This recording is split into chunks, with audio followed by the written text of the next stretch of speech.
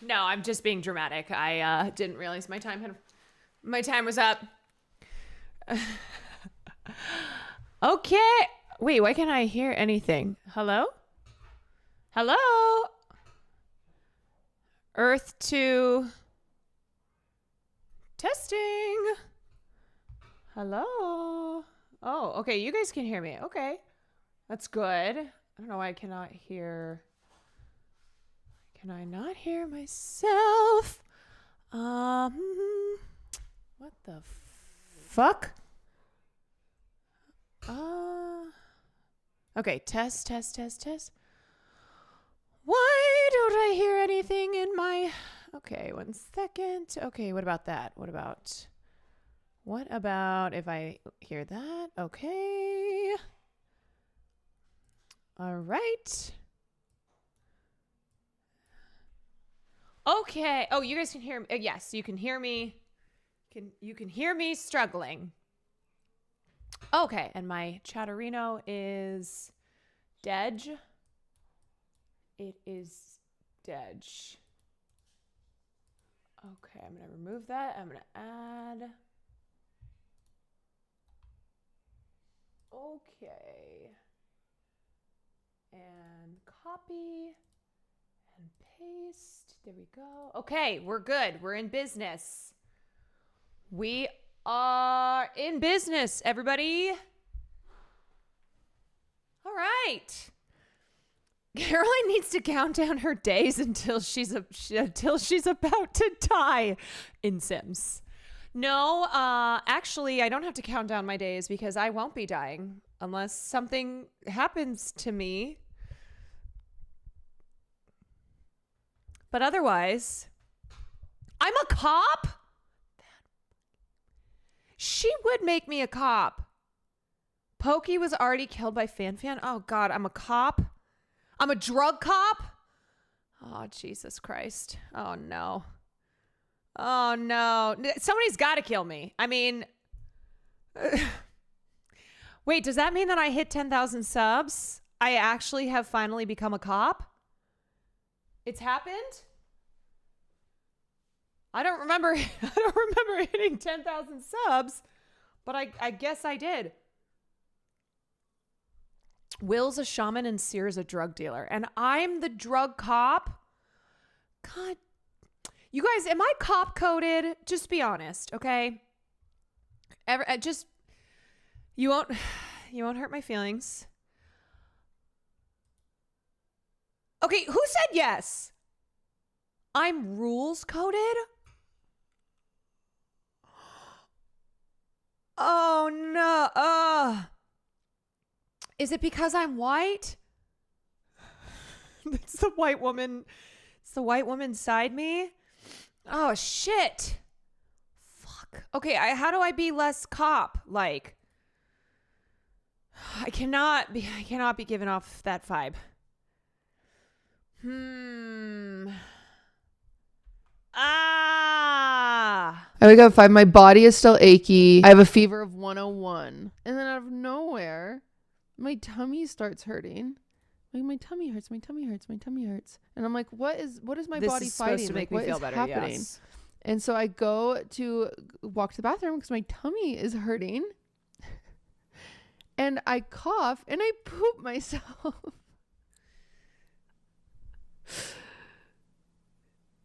I shit myself. How? See, I think I got food poisoning. This is why there's nothing that I can say that is going to embarrass her whatsoever. Nothing. There's nothing. I cannot reveal anything. Nothing. I'm already overshared. I might as well tell you. I put on a pair of sweats that Ludwig brought. So I thought they were like, ooh, nice, cozy sweats. They'll keep me nice and warm. So when I shit myself this morning, I thought to myself, oh, I shit in Ludwig's sweats. No, Ludwig brought a pair of my Lululemon sweats that he was wearing. Why he wears my sweats, I don't know, but he does it sometimes because sweats are sweats. So I another pair of and they were Lululemon sweats, not the Lulus. A second hit the Lulus.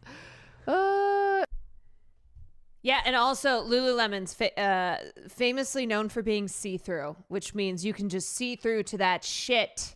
Throw Ludwig and the sweats away. You know what? They've got to go. They got to go in the trash. Both of them have to go. That's it. That's it. That's all. New man carry thing. Okay, hold on a second. I want to talk about some other things first. So, welcome in, everybody. I just have to start off by saying, actually, first, what the fuck?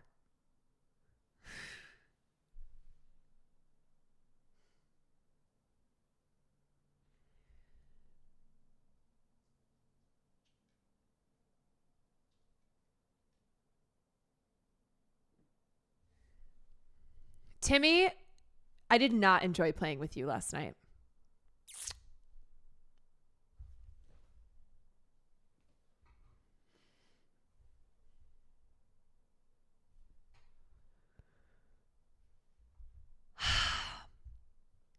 Okay, so wow, great timing.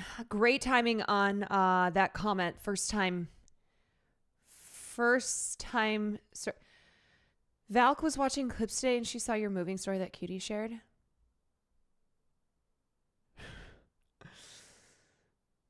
This is my villain origin story. Okay, this is how it begins, everyone. She also felt bad for you when she saw the Timmy clip. See, this is why I love her, okay? I love her because she is always... What? Oh, that's where that went. She, no matter what it is always team Caroline. She's such an ally. She really is.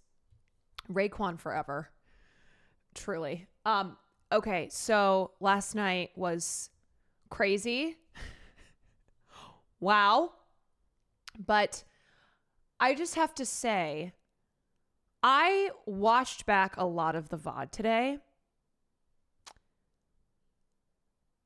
And it is pretty wild how successfully they were able to gaslight me. Even when there was incontrovertible proof that it was Will.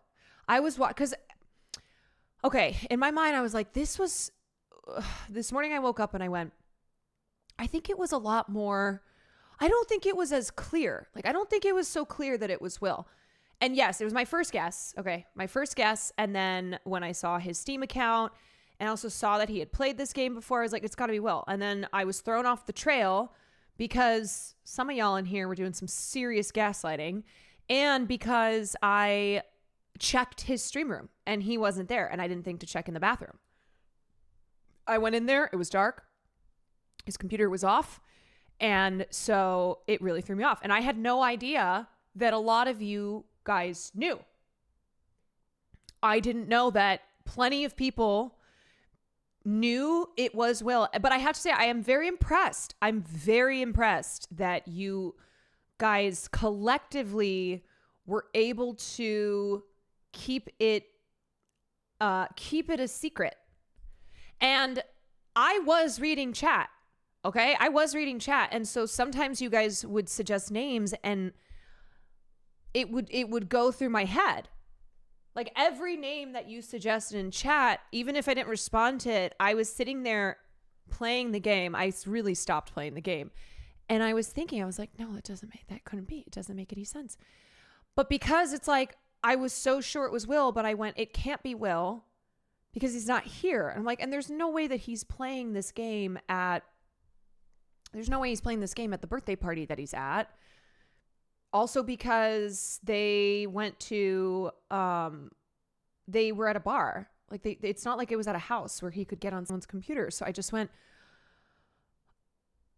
and some people were, I saw people say it's Will, but I just assumed it was them guessing it was Will. Just like I thought it was Will, but that nobody really knew.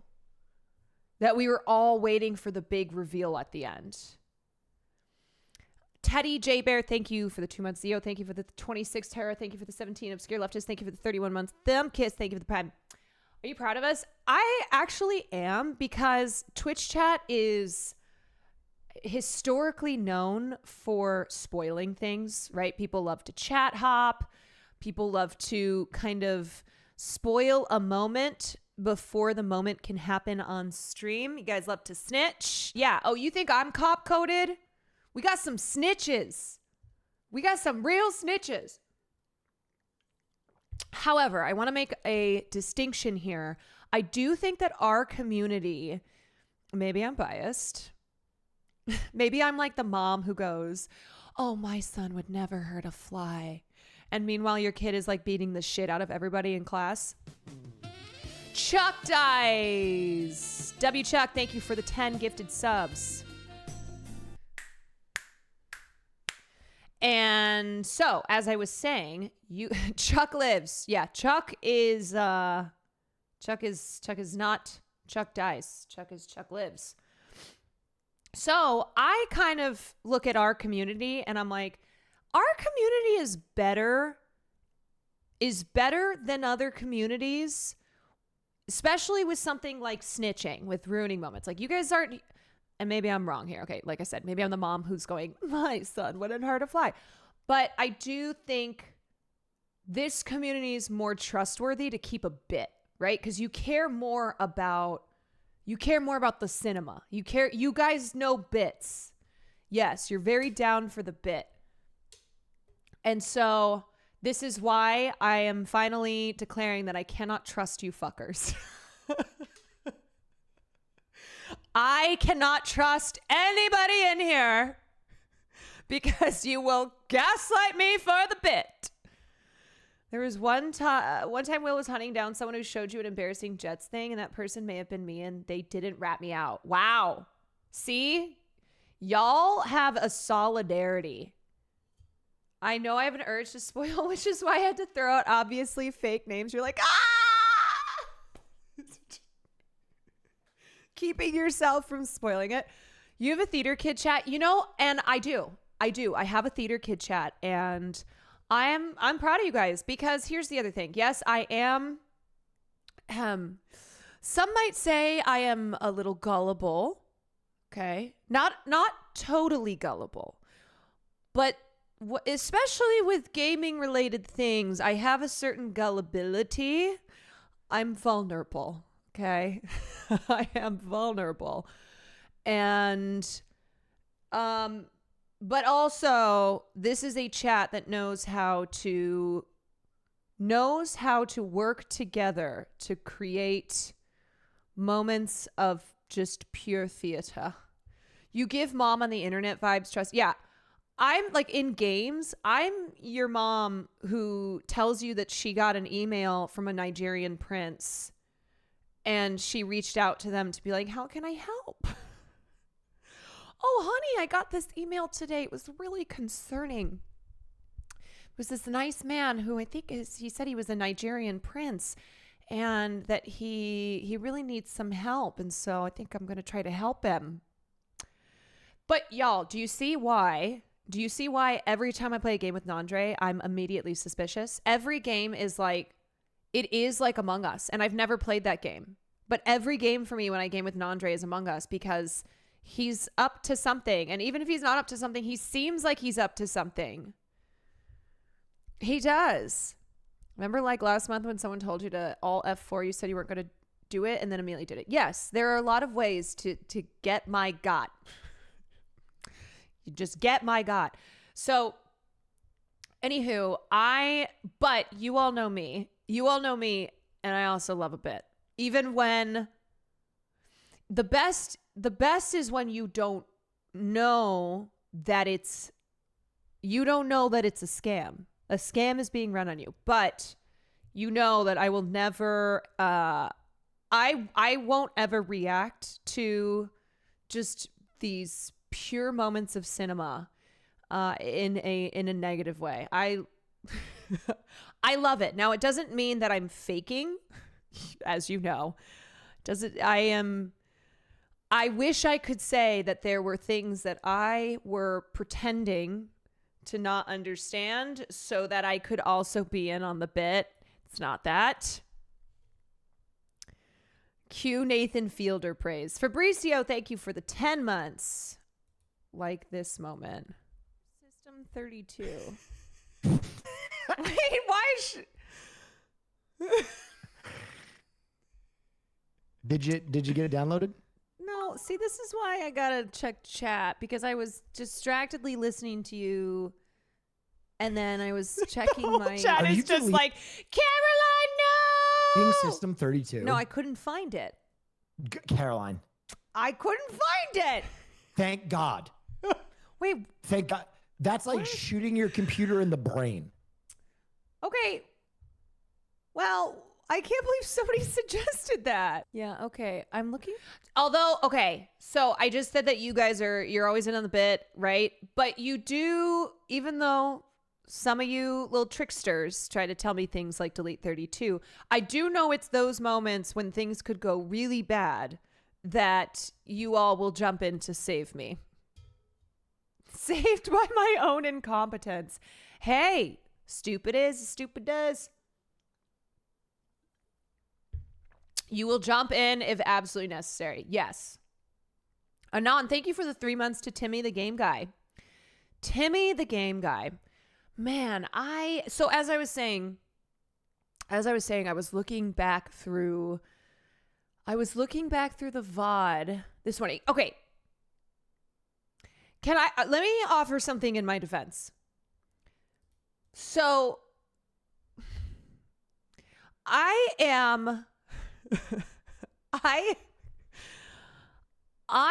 yes, I come across as quite gullible with internet / gaming related things. But sometimes my brain is totally worn down. It's why I try to limit my commentary. So I try to limit my commentary to usually a couple hours, because I want the brain to be operating, you know? So last night, I feel like my brain was kind of at that point where it had splintered. And so it is why I was particularly vulnerable to being gaslit. I just want to say that, okay? On another night, you can't get me, essentially. Yeah. Did someone say it was Tim the Tapman? Yeah, you guys, it was Tim the Tapman who was who was pranking me. That's who it was. Tim the Tapman. How long did this bit go on for? Wait. I don't know. Maybe she'll leave faster. Wait, why am I? How long did this bit go on weird for? porn. I don't know. Maybe she'll leave faster. Wait, why am I in on this? I'm not a. Why am I in? You're part of it now. 2 hours? 2 hours? No, Ray, listen. Okay, now Listen. I understand Listen, Caroline's Queen. frustration. Oh, I thought she was gonna be Wait. like, wait, she got for 2 hours? That's so funny. Okay, I understand now. The tough thing with clips from this stream, it really was you had to be Valid there. crash out. Valid, Because thank at first you. I was thinking, I was like, Thank oh, you, Queen. Thank you. was it just for like a brief moment? Like, what happened? No, it So wasn't. why is she so mad? It wasn't a brief pick a new one. moment. It was 2 hours. The clips miss a lot of the context. Yes, the clips are still funny, but you really...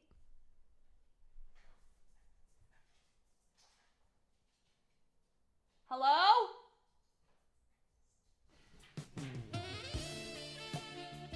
Oh, you're playing games? Oh, it's Timmy Games. Well, that's funny because Timmy Games is actually in my chat. Yeah, Timmy the Game Guy came into my chat to say it was really fun playing with me last night. Dragon Army, thank you for the 5 gifted subs. Okay, y'all.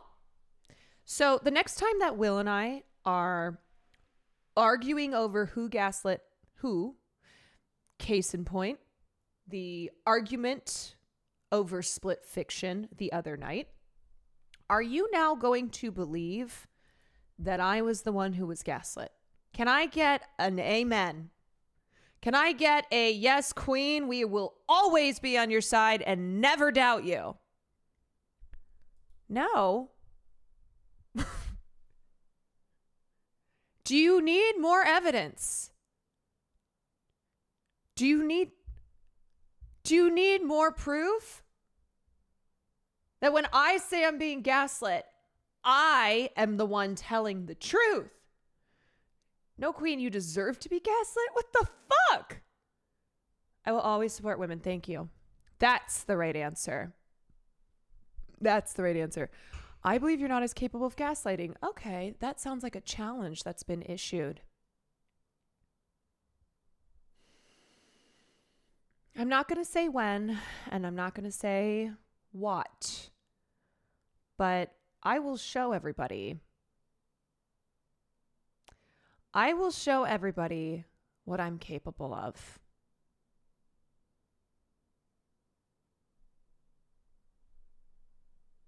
You won't know when.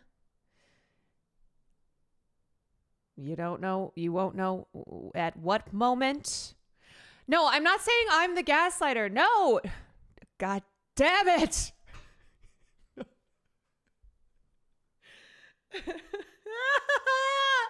Okay, I'm saying when it comes to Will, he's always gaslighting me, okay? I'm never the gaslighter in that situation.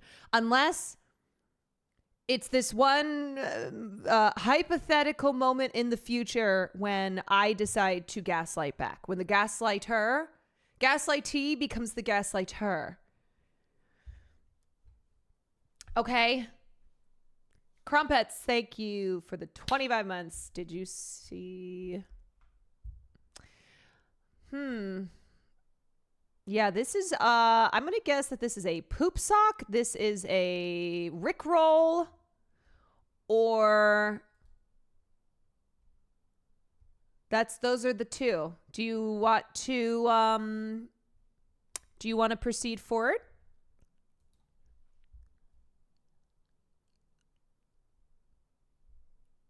Do you trust the link that you posted in chat?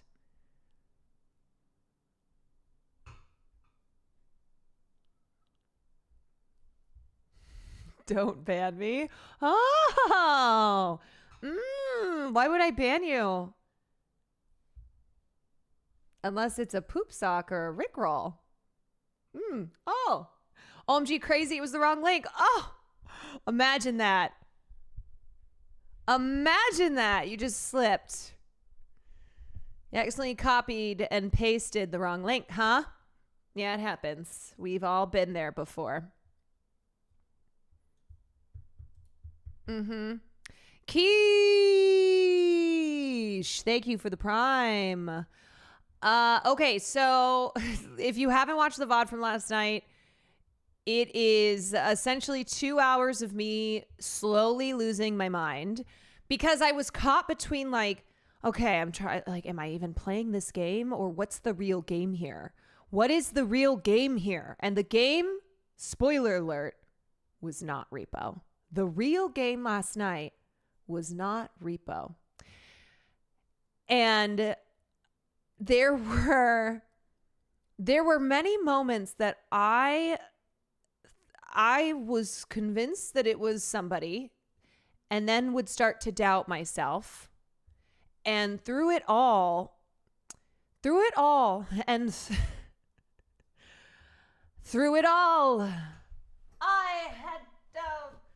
I did it my way. And there was still that part of me that was like, it has to be Will, but even though I know it's not him.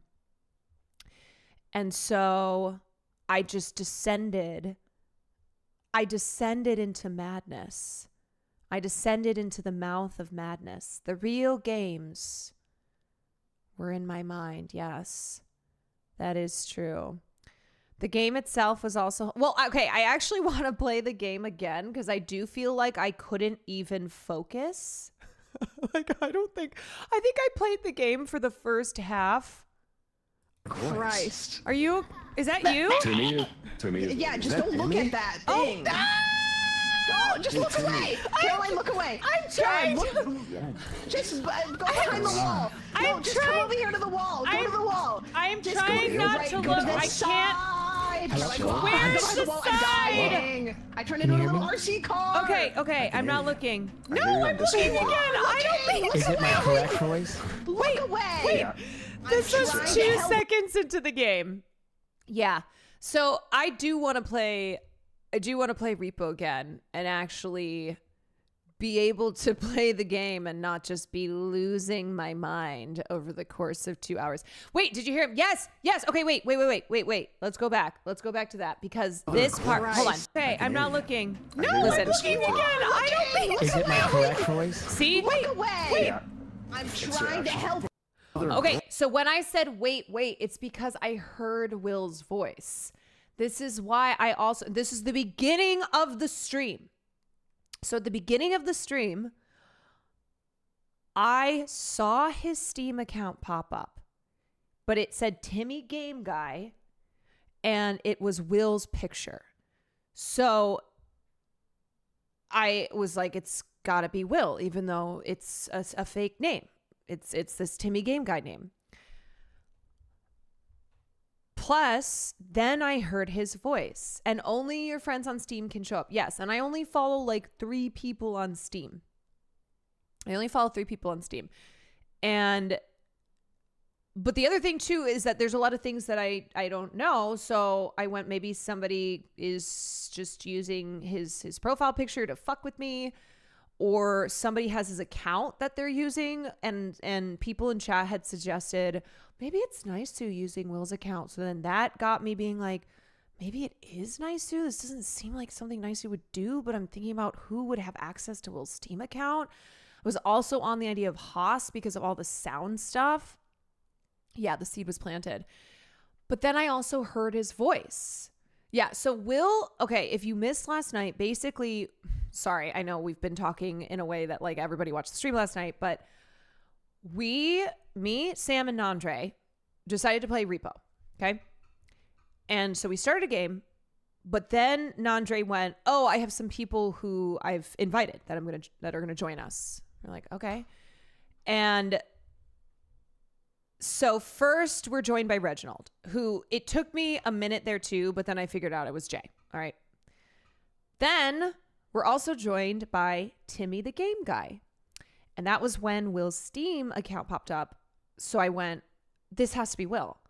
But Timmy the Game Guy was not speaking because Will, who was really Timmy the Game Guy, was behind the scenes trying to get his voice changer to work. And I guess Jay was trying to help him with that, which is why the two of them weren't really involved in the beginning. So immediately my thought was, this has to be Will, this has to be Will, but I know he went to a birthday party, so maybe he came back. And what Will had done was he had got, I think it was Nandre's chat. He said, hey, Nan, add me, and I'm going to use a voice changer and try to convince Caroline that I'm someone else. So that was Will's plan, and he almost blew his cover in the very beginning because of Steam ratting him out. Steam was like, I got your number, bitch. Yeah, hey, it's me, Christian Slater. Crazy, I'm not a VIP. Well, I would VIP you, but you were involved in some... You conspired against me last night, so I don't know. I don't know, Jay. Maybe if you want VIP, you're going to have to conspire with me to maybe get Will one of these days. And then and only then may you have your VIP status. Okay, so here's this moment. All right. Timmy, everything good over there? Timmy, how's your microphone? Yep. Give me old sound. And then when Timmy came with the yes, because Will's voice changer was still not working. Let's not open this door. Okay. There's a frog. Okay, so this is a crazy game. All right, this game Repo, which I guess people are playing, it's a crazy game. Olympi, thank you for the 11 months. And so what would happen is when you would die, you would end up you would be in the broken ones. And so there was one point that Timmy, and this is when I still didn't know it was Will. Oh, I was explaining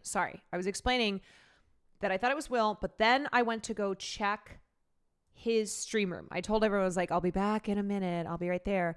I went in his stream room just to know for myself, and he had turned off the lights and his computer and hid in the bathroom. And he said he saw me come in and look around really confused, and it successfully threw me off the trail, even though throughout the game there were moments that I was like, it has to be Will.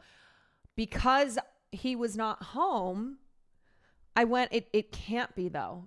It can't be. And it's so logically, this isn't lining up.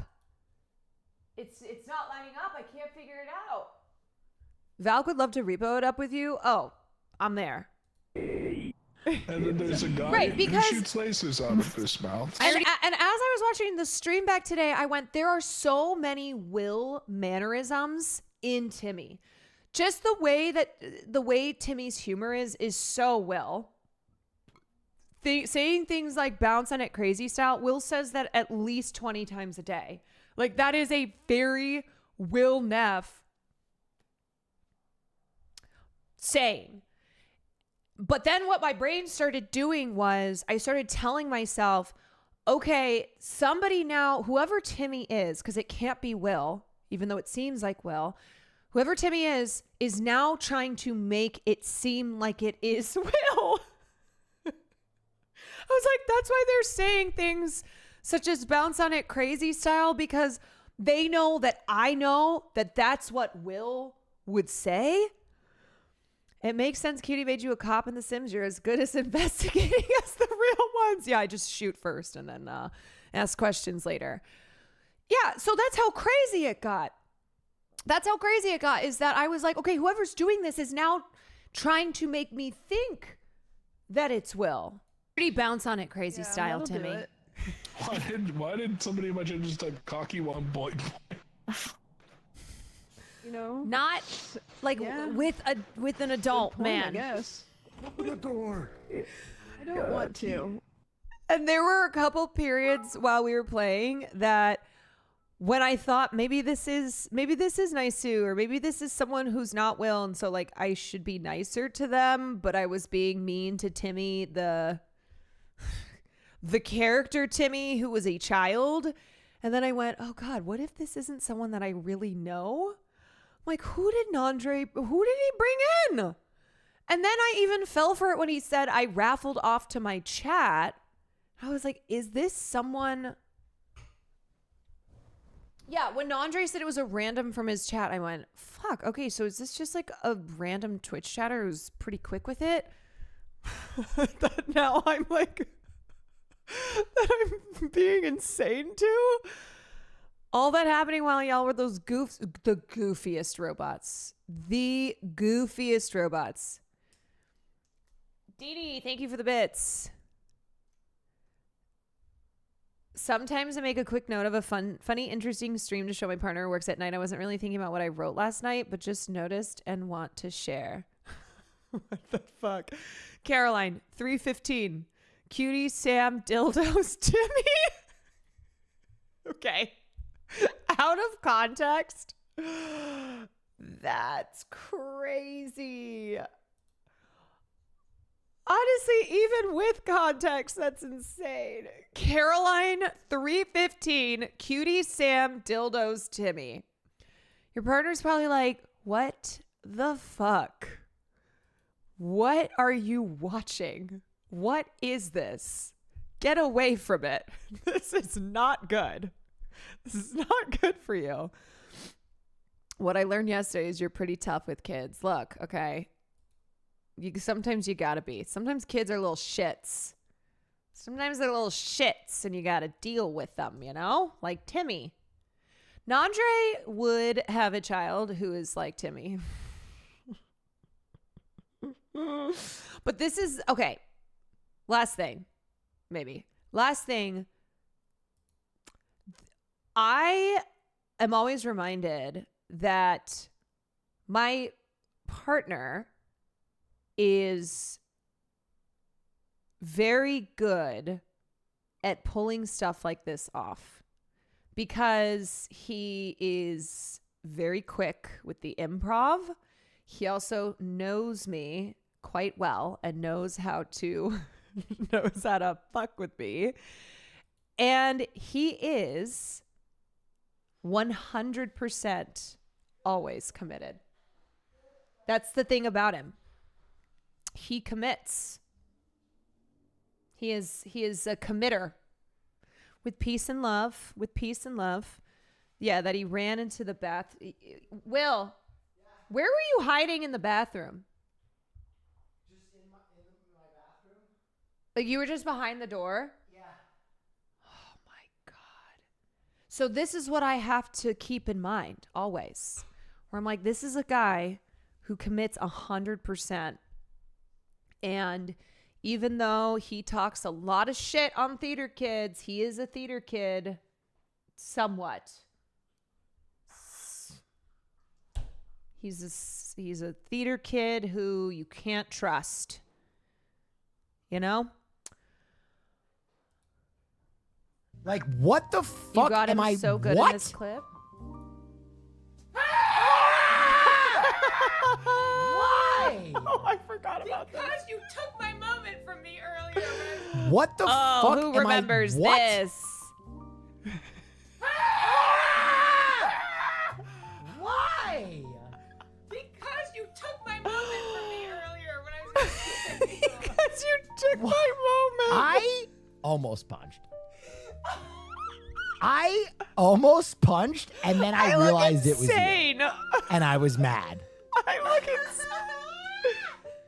I got you. Like, what the fuck? You took it from me. Wait, what monologue? I mean, you took it from me. Fuck. What am I thinking of? Took my. I'm thinking you took it from me. Fuck. What is that? What monologue am I thinking about suddenly? You took it. No, it's not. You are not a victim. Not at all. No, it's not. It's not my precious. I'm thinking of. You took everything. Shit. It's probably not even a thing that exists that I'm thinking of, but something is in my brain going, what is that? You took. Yes, John Wick. Thank you. Oh, yes, that's exactly what. Yes. You took that from me. Stole that from me. When he goes, when Helen died, I lost everything until that dog arrived on my doorstep. A final gift from my wife. In that moment, I received some semblance of hope, an opportunity to grieve unalone. And your son took that from me. Stole that from me. Killed that from me. Yes, thank you, chatter. Maybe one of the best first-time chats ever. So people keep asking if I'm back.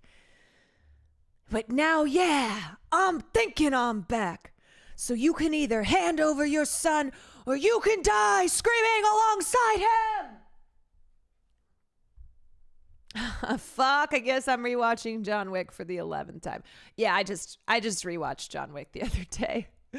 No, it's not a movie hint. No, I'll give you guys a movie hint soon. Speaking of my sons, I know. Come here, baby. Stole that from me. Killed that from me. People keep asking if I'm back.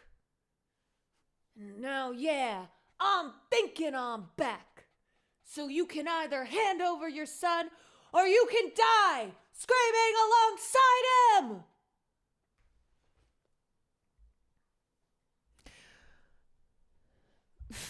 Farley and his bidet Yes, you know, mommy has to pull poop out of your butt. That's what mommies do. That's what mommies do. They pull poop out of the butt. And that's just how it goes. Okay, so anyway, great stream last night. Amazing. Honestly, one of the all-timers. Huge update. Wow. Wait. Sam and Caroline have a closer friendship.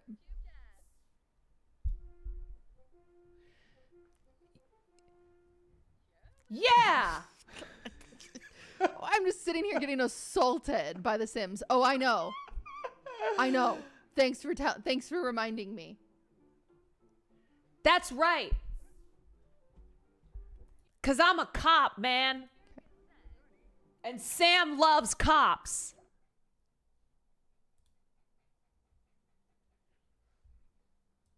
Sam loves cops. And that's why it's going down in The Sims like that. She can't get enough. Yeah, wait, what? Hold on a second. I thought Sam was based, and now I'm finding out that she is the opposite of based.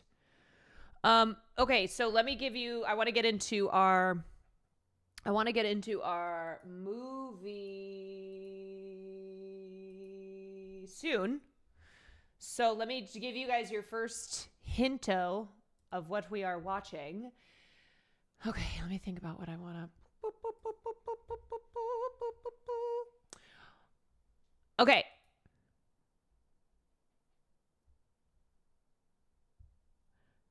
What we are watching tonight for film class was nominated for 8 Oscars, I think. Don't check me on that. Was nominated for 8 Oscars and won Best Cinematography, again, I think. And the director of the film has, in his career, under his belt, he's got 1 Best Picture winner and 2 Best Director wins, but neither were for this film.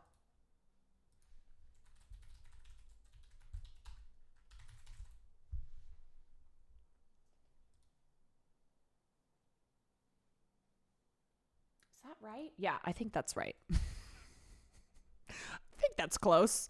Okay, so he's got a Best Picture film, 2 Best Director wins, but neither were for this film. And I will tell you that this film is, he is a director with a very extensive oeuvre.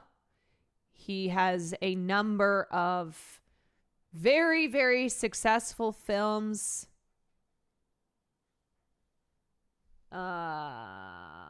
in his filmography, and this is one of the earlier films.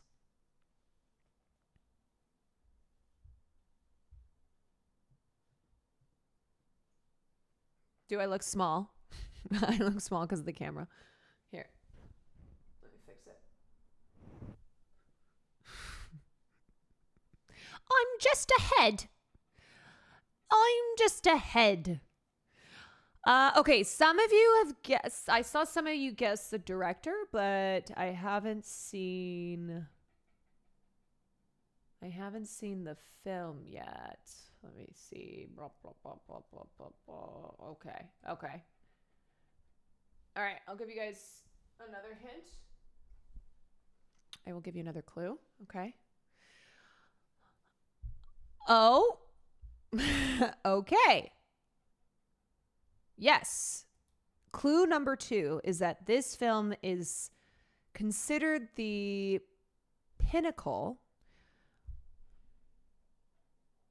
and created a lot of elements of this particular subgenre or genre of film.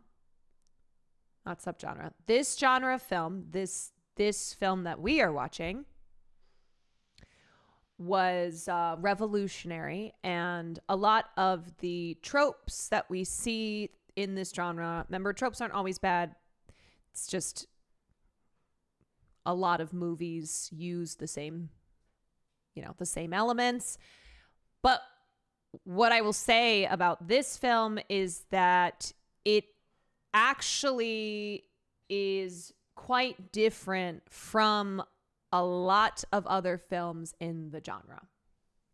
So it was very important to this genre of film, and a lot of the elements that you see in other movies came from this film, and it's a very important place in film history and was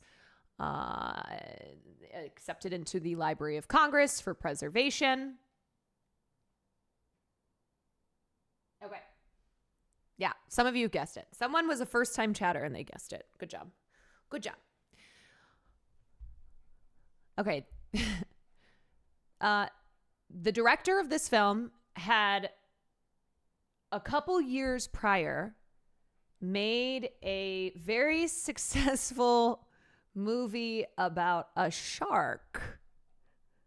And the success of this film that we're watching established that he is no flash in a pan, a one-time success type of director, but really established his very long career in being behind the camera of some of the not just most commercially successful films of all time, but ones that have ones that really changed the industry of movies. And he is a director who is considered one of the founding pioneers of the new Hollywood era. He is called, he's like the father of the modern blockbuster. He's one of the most popular directors and producers in history. And his films are, they are studied, and they are have inspired many films within the genres which they were created in. And he really pioneered kind of modern escapist filmmaking. It's not Indiana Jones. Nope. It is, however, Close Encounters of the Third Kind. Ooh, ooh. It's not even the song from the film. Yes, we are watching Close Encounters. I have not seen this film since I was a kid. It has been a long, long, long time. But I just remember being in awe. And I think that what's interesting about Close Encounters is most people will say it's a masterpiece. And I do believe Close Encounters is a masterpiece. But then when you ask them what their favorite Spielberg, the director of the film, Steven Spielberg, what their favorite Spielberg film is, you usually don't get Close Encounters even in the top 5, because Spielberg's the guy who did Jaws. He's the guy who did Jurassic Park. He's the guy who did Raiders of the Lost Ark. He's the guy who did Schindler's List. And on and on and on. He has made some of the biggest films and some of the most important films across these genres. And it is incredible that it's like, you think about what's the greatest shark movie of all time? Jaws. What's the greatest dinosaur movie of all time? Jurassic Park. Made one of the greatest Holocaust films of all time. I mean, has just had incredible success as a filmmaker and as an auteur. And so I think with Close Encounters, even though a lot of people look at it and go, yeah, it's amazing, it's a masterpiece, they don't put it in even their top 5 because of just how many amazing Spielberg films there are that I think have just over the decades gotten more attention than Close Encounters. And I think it's because Close Encounters is a bit more unusual compared to his early film fare. And I think Close Encounters actually has, it's got the usual Spielberg stuff, the stuff that Spielberg's really known for. But I think it also has a lot of hints of his later works, his works that were kind of more more into drama, that are about these people and these worlds that sorry, I have something in my eyeball. You know, he creates these really just fuck, I can't even think right. Farley, help. Blow on my eye. Blow. Come here. Blow on my eye. I hate when that happens. I get crap in my eyes all the time. Which cut is it? I think it's director's cut. Didn't Lucas and Spielberg trade some of their gross points on Close Encounters and Star Wars because Lucas thought his film was going to flop? I have not read that, but I'd be interested to know about that. Ma'am, he has shit in his breath particles. Yeah, that's true. Okay. So, anywho, I think Close Encounters has a lot of elements of Spielberg's later films. And so it was very successful when it came out. It made like $300 million off of a $19 million budget, which, yes, it was 1977, but just still incredible. Like, incredible that this film that deals with extraterrestrial life and has just these really big set pieces and these fantastical elements that are a big part of Spielberg films was still made for $19 million when they filmed it. Like, it's just, you hear that stuff and then you see, oh, this Netflix film that had a $300 million budget. You're like, what the fuck? How have we gotten to this point? How have we gotten to this point that these budgets are $250 billion? And then you look at some of the greatest films ever made and they're a fraction of that, you know? So anywho, I have not watched Close Encounters since I was a young lass, and I'm interested to see it now as an adult. I've seen Jurassic Park a million times. I've seen Jaws a million times. I've seen other Spielberg films much more than I have seen Close Encounters, but I do remember when I watched it the first time and just was struck by it. That he managed to get fucking Francois Truffaut to star in the thing too. Yeah. Because he was still new in his career. He had just done Jaws a couple years earlier, and that made him a name in Hollywood, but it wasn't the Steven Spielberg of like, this was before Raiders of the Lost Ark. This was before E.T. This was before Jurassic Park. So it's crazy to think that Close Encounters of the Third Kind is his second film, his follow-up to Jaws. And it's a very different film from Jaws. And I think I'm excited to talk about the ending once we get to it. We're going to need a bigger budget. They traded 2.5% of net points. George Lucas lost a $40 million bet to Steven Spielberg over Star Wars. Lucas was reportedly nervous that his upcoming sci-fi film Star Wars wouldn't be a big hit. At the time, Spielberg was in the midst of making his own sci-fi epic, Close Encounters of the Third Kind. With Jaws already under his belt, Spielberg was the better established director. During a break from filming on Star Wars, Lucas visited the Close Encounters set.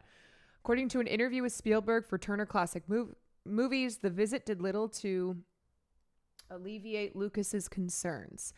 He said, "Oh my God, your movie," this is crazy to think that at the time George Lucas was like, "Your movie is going to be so much more successful than Star Wars. This is going to be the biggest hit of all time. I can't believe this set. I can't believe what you're getting. And oh my goodness." He said, "All right, I'll tell you what, I'll trade some points with you. You want to trade some points? I'll give you 2.5% of Star Wars if you give me 2.5% of Close Encounters." So I said, "Sure, I'll gamble with that. Great." Lucas was right that Close Encounters would be a hit, but it was Star Wars that would become the standard bearer for the genre. The film made $775 million at the global box office, compared with $304 million for Close Encounters.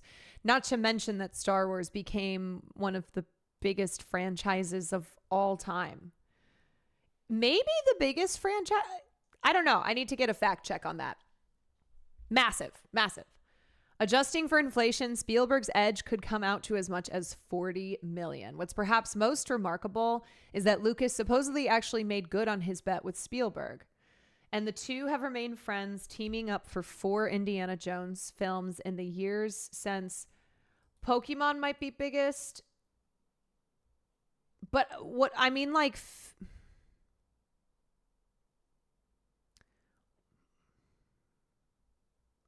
what are like the Pokemon films? The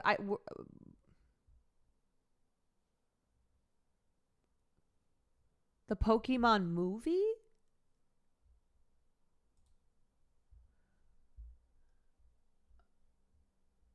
Okay, let's look here. Because I guess it's not just the total film gross, but it's the entirety of the franchise. We're talking theme parks, museums, hotels, toys, etc. I guess if we're just going off of the total gross of films, it would be Marvel, Avengers Endgame, which made almost $3 billion.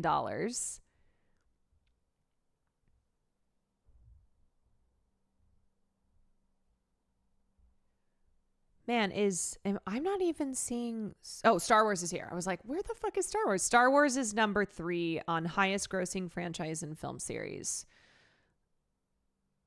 $10 billion. $10.3 billion. The Force Awakens, the highest grossing film at $2 billion. You say Pokemon like an ant in 1998. Pokemon! Are you playing with the Pokemon? Okay, this is the list of highest grossing media franchises. Pokemon is $98.9 billion. And obviously, mobile games, retail sales, massive. Mickey Mouse and Friends is at $61.2 billion. Winnie the Pooh. Wow. Winnie the Pooh, $48.8 billion. Like, I know Winnie the Pooh is popular, but that popular? These two make sense. Pokemon and Mickey Mouse and Friends. Pooh? Who would have known? Who would have known that Winnie the Pooh was just raking in the billions? Melody, thank you for the 21 months. Retail sales, $48.25 billion. Oh my God. Good God. And then Star Wars, they have at $46.7 billion. Yeah, so obviously, like, Star Wars, the box office for Star Wars plus merch are two major aspects of the total franchise gross. But Winnie the Pooh doesn't have, like, box office is $545 million. Disney Princess, 45.4 billion. And Pan-Man, 38.4. Barbie, 36.3. The Wizarding World of Harry Potter, 34.7. Marvel. Okay, so interesting. When you put Marvel up against Star Wars just based on total grossed at the box office, Marvel comes out on top. But if you look at the whole franchise, then it is Star Wars. Because Marvel just doesn't have the retail, the merchandise sales and video games and all these other avenues that Star Wars has. Marvel also just has so many movies. And then Hello Kitty is next. Call of Duty, Batman, Spider-Man, Transformers, Dungeon Fighter Online, Cars, and Candy Crush. Wow. And then the next bracket is Looney Tunes, Teenage Mutant Ninja Turtles, The Lion King, Dora the Explorer, Pac-Man, Toy Story, Peanuts, Paw Patrol. You guys remember, ACAB includes Paw Patrol. Paw Patrol, Avengers. So Avengers is different from Marvel? Okay, Marvel Cinematic Universe. And then separately there's Avengers. Maybe before Disney purchased it. It does say Marvel Entertainment and then in parentheses the Walt Disney Company. I know Avengers is within the MCU universe, but yeah. So, okay, I'm curious if you add Avengers to Marvel or if this is including that. That is Avengers. Oh, Avengers 1963.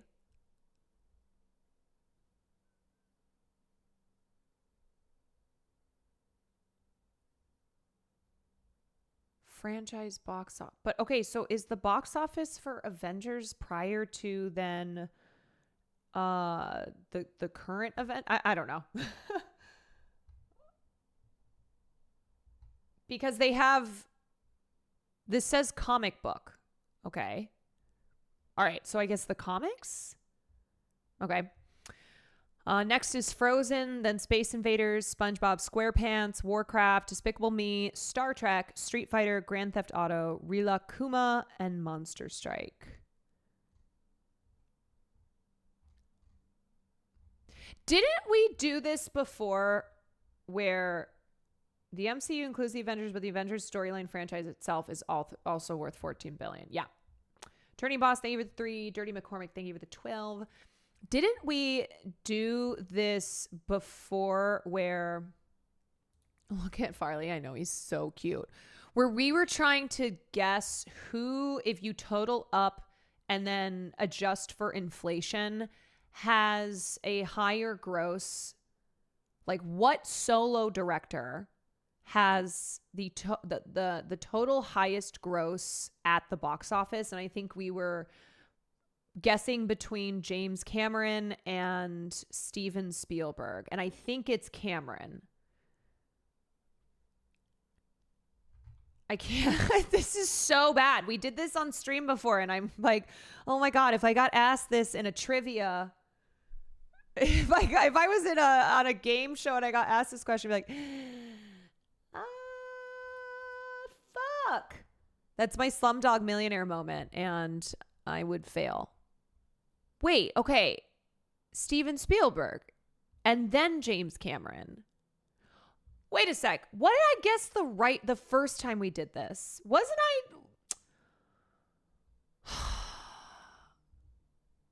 Okay, so this is not adjusted for inflation.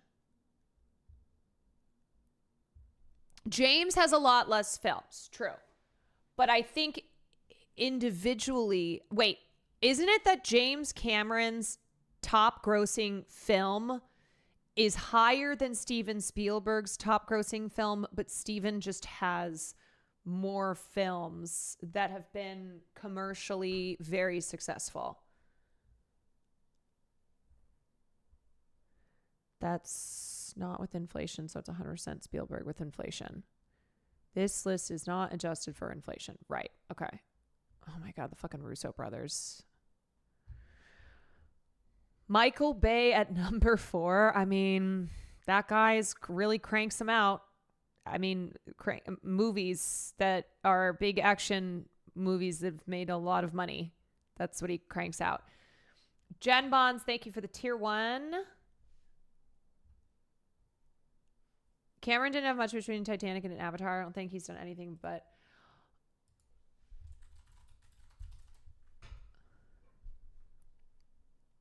he did. Wait, when did yeah, no, I guess not, because he did Terminator was in the 80s and the 90s. The Abyss and Aliens were both in the 80s, and then Titanic was 1997. And then he did Avatar. Man, Avatar 3 is coming out this year. My God. Top grossing directors on IMDb. Okay, sorry. And then we're going to get into the movie in a moment. Yeah, so this one has IMDb lists Steven Spielberg as number 1. So, anywho, we got into talking about this because we are going to be watching Close Encounters of the Third Kind. This is a film by Steven Spielberg. It is his first sci-fi extraterrestrial film. But of course, he also did E.T. What was the gross on E.T. box office? E.T. phone home. Yeah, E.T. grossed $797 million worldwide and then $439 million domestically. It was a cultural touchstone, a box office phenomenon. So I think when people think of, you think of Steven Spielberg and you think of Steven Spielberg's Alien movie or Steven Spielberg's sci-fi film. And people think of E.T. because E.T. was, Close Encounters was very successful, but E.T. was, it was a phenomenon. It just blew every film out of the water. It's had an enormous cultural impact. And because E.T. is more of a family film, E.T. has that quintessential kind of saccharine, happy ending, feel good, which is in a lot of Spielberg films. But Close Encounters is just it's a very different vibe. Permission to hit the bong, Big C. Permission is granted. And so even though Close Encounters is technically a family film as well, I know a lot of people watched it when they were a kid. It doesn't have the violence of like an Alien or it's horror films in the genre. I do think that it is, I just from what I remember, had a different feel from E.T. The cinematographer of Close Encounters, Vilmos Zsigmond, has a fascinating story coming from Hungary and becoming one of the most sought after DPs of the 70s. Good for him. Don't hit the bong. She's a cop. It's a trick. Adjusted for inflation, E.T. is the fourth highest grossing movie of all time. Yeah, E.T. was just broke records. It is still one of the most influential films. It's one of the most commercially successful films of all time. E.T. Phone Home has been in our cultural lexicon for years. Elliot.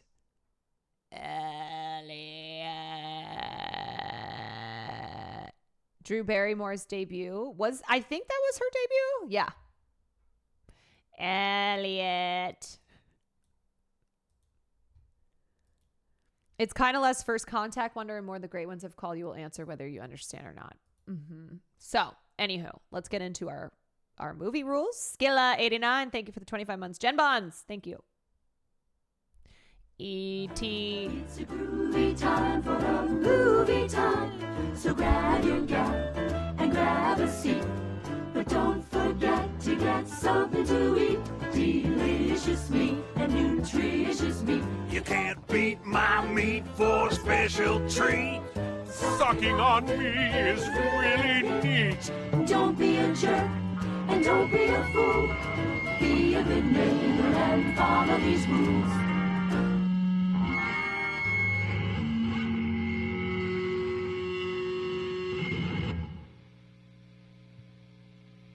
What are these rules? Remember to keep your shoes on at all times. Don't pull your penis out unless you really need to. Indecent exposure is a class 2 felony.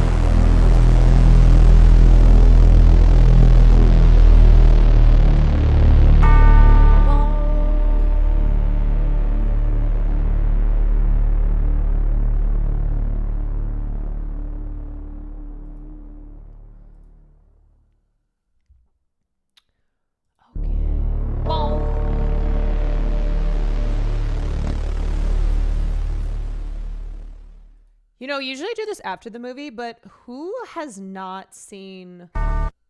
Put a 1 if you haven't seen Close Encounters, or put a 2 if you haven't seen it since you were a kid, like me.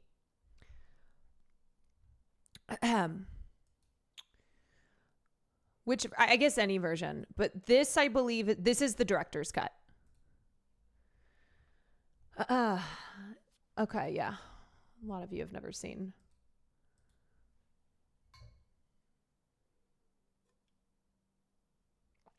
I watch it every few years, probs.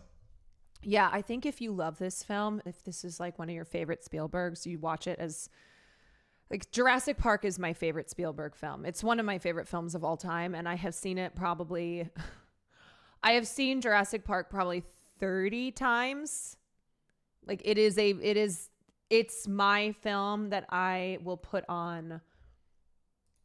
I will put on anytime, any place. You've never seen Jurassic Park? Oh my God. You know what? What a beautiful treat for you when you finally do watch it. To experience. Katie, you haven't seen it. Oh my God, a lot of you have not seen it. Oh my God. The first one is just amazing. It is. It really is. And especially when you know the whole story behind it, how basically it was almost done. And then Spielberg scrapped it because of CGI. And so he basically went to anyway, we're not watching Jurassic Park, so I don't want to get too into Jurassic Park, but yeah, it's just the story behind Jurassic Park and then what the result was. It's amazing. So anyway, do you think it's better for a young'un or an adult to experience Jurassic Park for the first time? Both, I would say. I don't know. Maybe it's because I love Jurassic Park so much that it still holds so much magic for me, even as an adult. When I saw it when I was young, it did feel life-changing. It really did. But as an adult, it's still just so amazing. I mean, the score, the performances. I also love that in Jurassic Park, they feel like real people. That's one thing that I love about Spielberg films is that the characters in Spielberg films feel real. They feel like people, just regular people, ordinary people who are put into extraordinary situations. But like someone who would be your neighbor or just a person that's so relatable versus you look at modern versions of these films, you look at like you look at the latest Jurassic Park films and those people they just don't feel as real. They don't feel like the trio that we had in the original Jurassic Park. Navy SEAL Owen, where they're just all, they're too, I've talked about this before, but actors of the past who were attractive, who were good looking people still felt real. And now actors just look, there is a look to the modern actor, with exceptions, of course, but like A-list actors where they just don't look like regular, normal people. And I don't even just mean plastic surgery. It's like everyone is so perfect looking and it kind of takes you out of, it takes you out of the realism. Because Goldberg, right? Or sorry, Goldberg. Jeff Goldblum's a hottie. He's a hottie. But he still feels like real. He feels like a real hottie in the original Jurassic Park. Plastic in the unnaturally perfect way. Right. Like everybody's got veneers. Everyone's got a slight tan. They just look like they've been buffed and polished, even when they're supposed to look kind of beat up. Bill Goldberg. Oh, yeah. Jeff Goldblum in Jurassic Park. My God. Holy shit. Skincare and fake teeth has done so much damage to the movie industry. Yes. Give us actors who look like they have real skin and real teeth. Straight up. All right, everybody. Here we go. Victor, thank you for the 12 months. So glad to be in this community. Love your streams, especially love film nights. Thank you for this community. You're welcome. Jeff Goldblum, used to turn men gay. I mean, you see Jeff Goldblum and it's hard not to get swept up in the Goldblum. Isn't it just magical? So that is Close Encounters of the Third Kind, everybody. And now, let's chat a little bit. God, John Williams, truly the GOAT. He, like, crazy to think he did Star Wars and Close Encounter in the same year. Man, you know what? I'm glad that seeing this as an adult, what happened to Far Encounters? I'm glad that seeing this as an adult, it still has so much of the wonder that I remember experiencing when I first watched this film. But also, it's kind of like, as I don't know, as an adult now, the human moments in the film feel like they kind of hit harder. The mom who struggles with feeling like the single mom who's overworked, exhausted, feeling like she can't take care of her son. You have the dad who's got like one foot out the door. He's looking to the exit and then has just this otherworldly thing happen to him. And it just becomes this obsession to the point that even before we get to the end where he gets on the ship, like he left his life behind. He stopped being a dad. He stopped being a husband. And I think by the time we get to the final sequence, we know that he's gone. Like he has received this thing that has just changed his entire world. And when you watch Richard Dreyfuss, when you watch him, the first time that he encounters the UFO, the first time that he encounters that UFO and the light shines down on him, he's terrified because the mailboxes are going crazy and it's just what is happening. And so there's terror within him, but then that changes to, you see the moment when he's in his truck and it just changes to he's transfixed. And then he becomes a man obsessed, and his purpose in life is no longer being a husband. It's not being a father. It's not his job. It's not any, the things that have defined him up until this moment. It's this thing that's greater than it's beyond Earth, a higher purpose type of thing.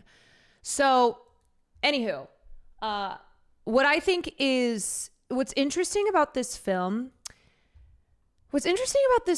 is it's starker. It kind of has a colder feel, a grittier feel than a lot of Spielberg's other big blockbuster action films. And I wonder, like, had Spielberg directed this during the years that he did Raiders of the Lost Ark, E.T., Goonies, if he would have diluted Dreyfuss's descent into madness, because he doesn't pull any punches here. Like, he just puts it on stark display. What happens to this very ordinary blue-collar man as he experiences something extraordinary, and how he just descends into he descends into madness to the point that his family leaves him and we never see them again. Like, that is it.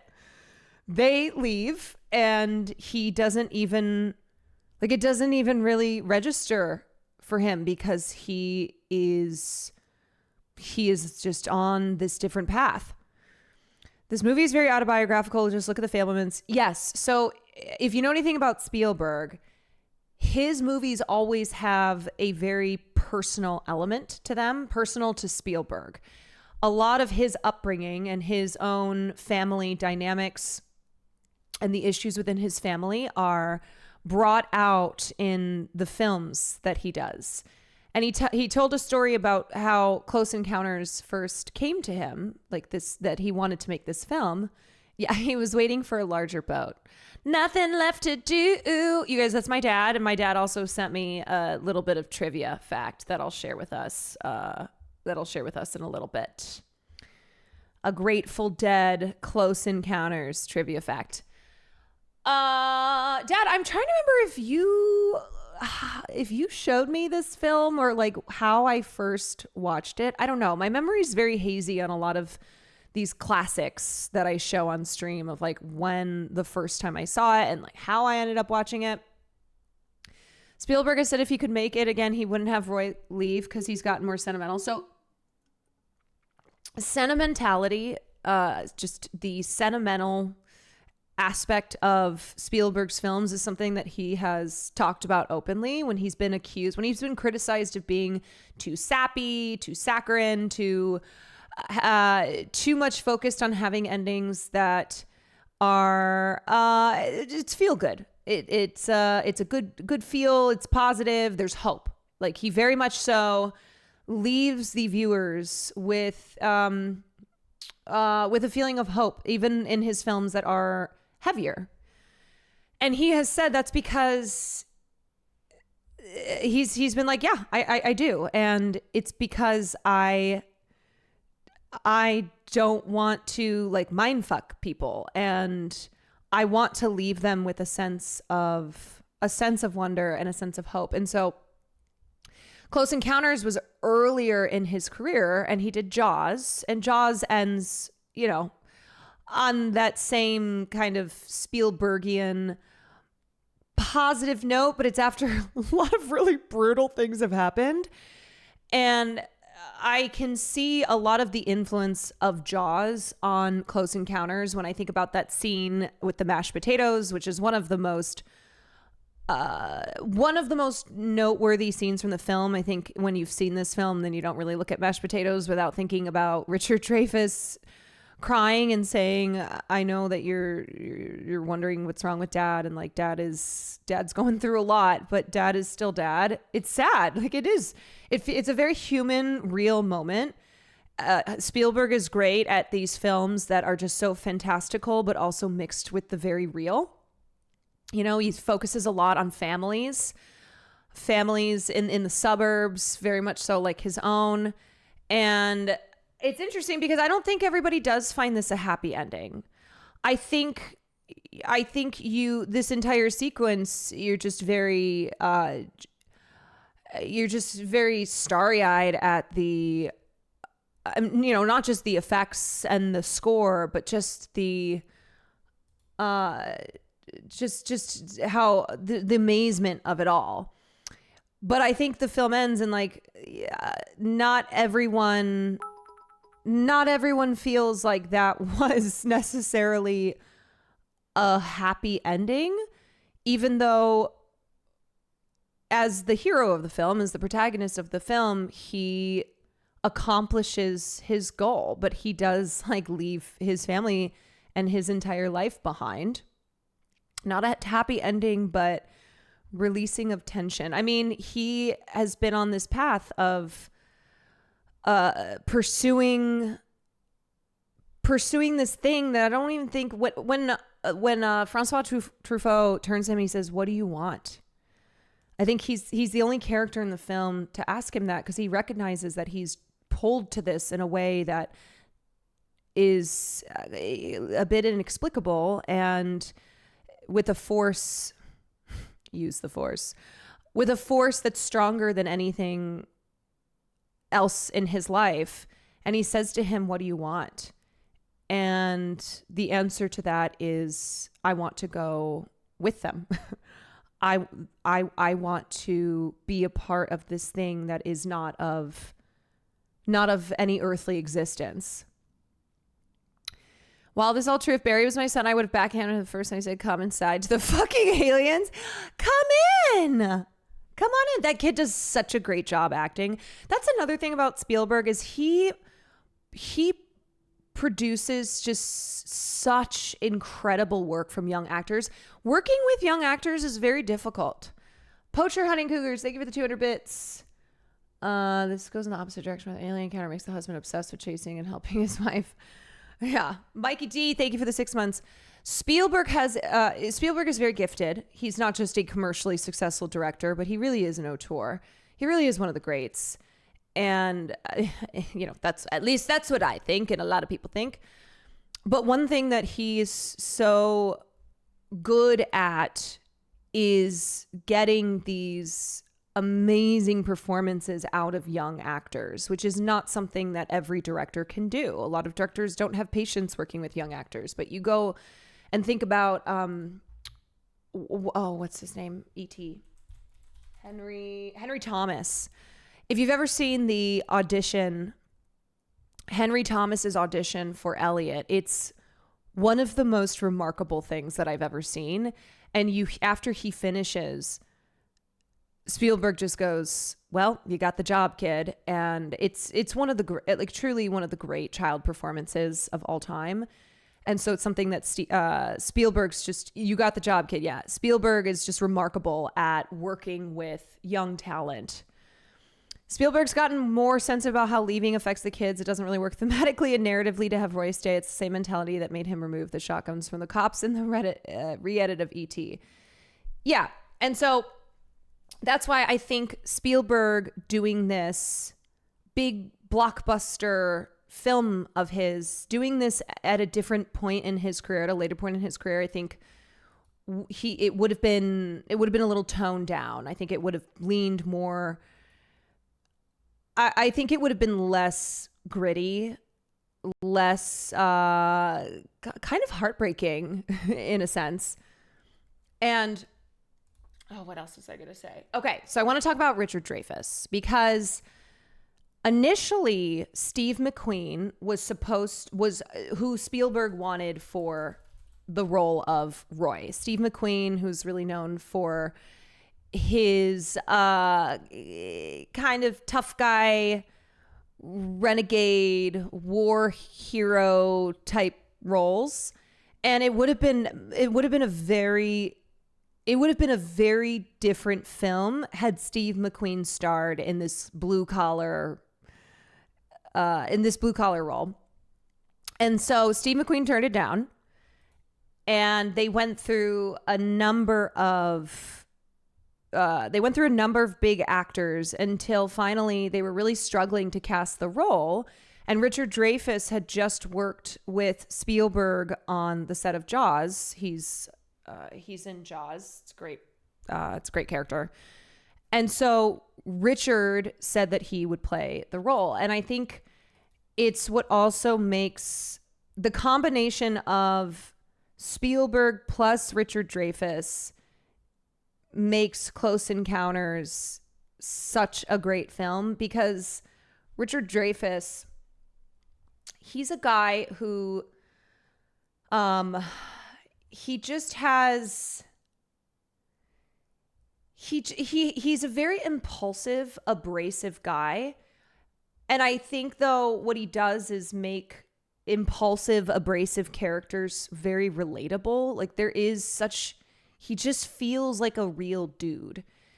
And I think that's what's really needed in this film, or else you're just not on board with his mania in trying to pursue these answers, trying to find out more. And so that, with the just amazing visuals of this film, which like puts you in his frame of mind, because it is incredible. Like there's no doubt that these UFOs are real, that this is something otherworldly.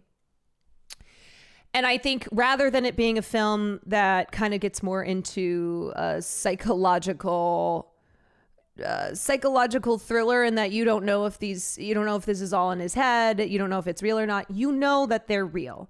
When we first see the UFOs,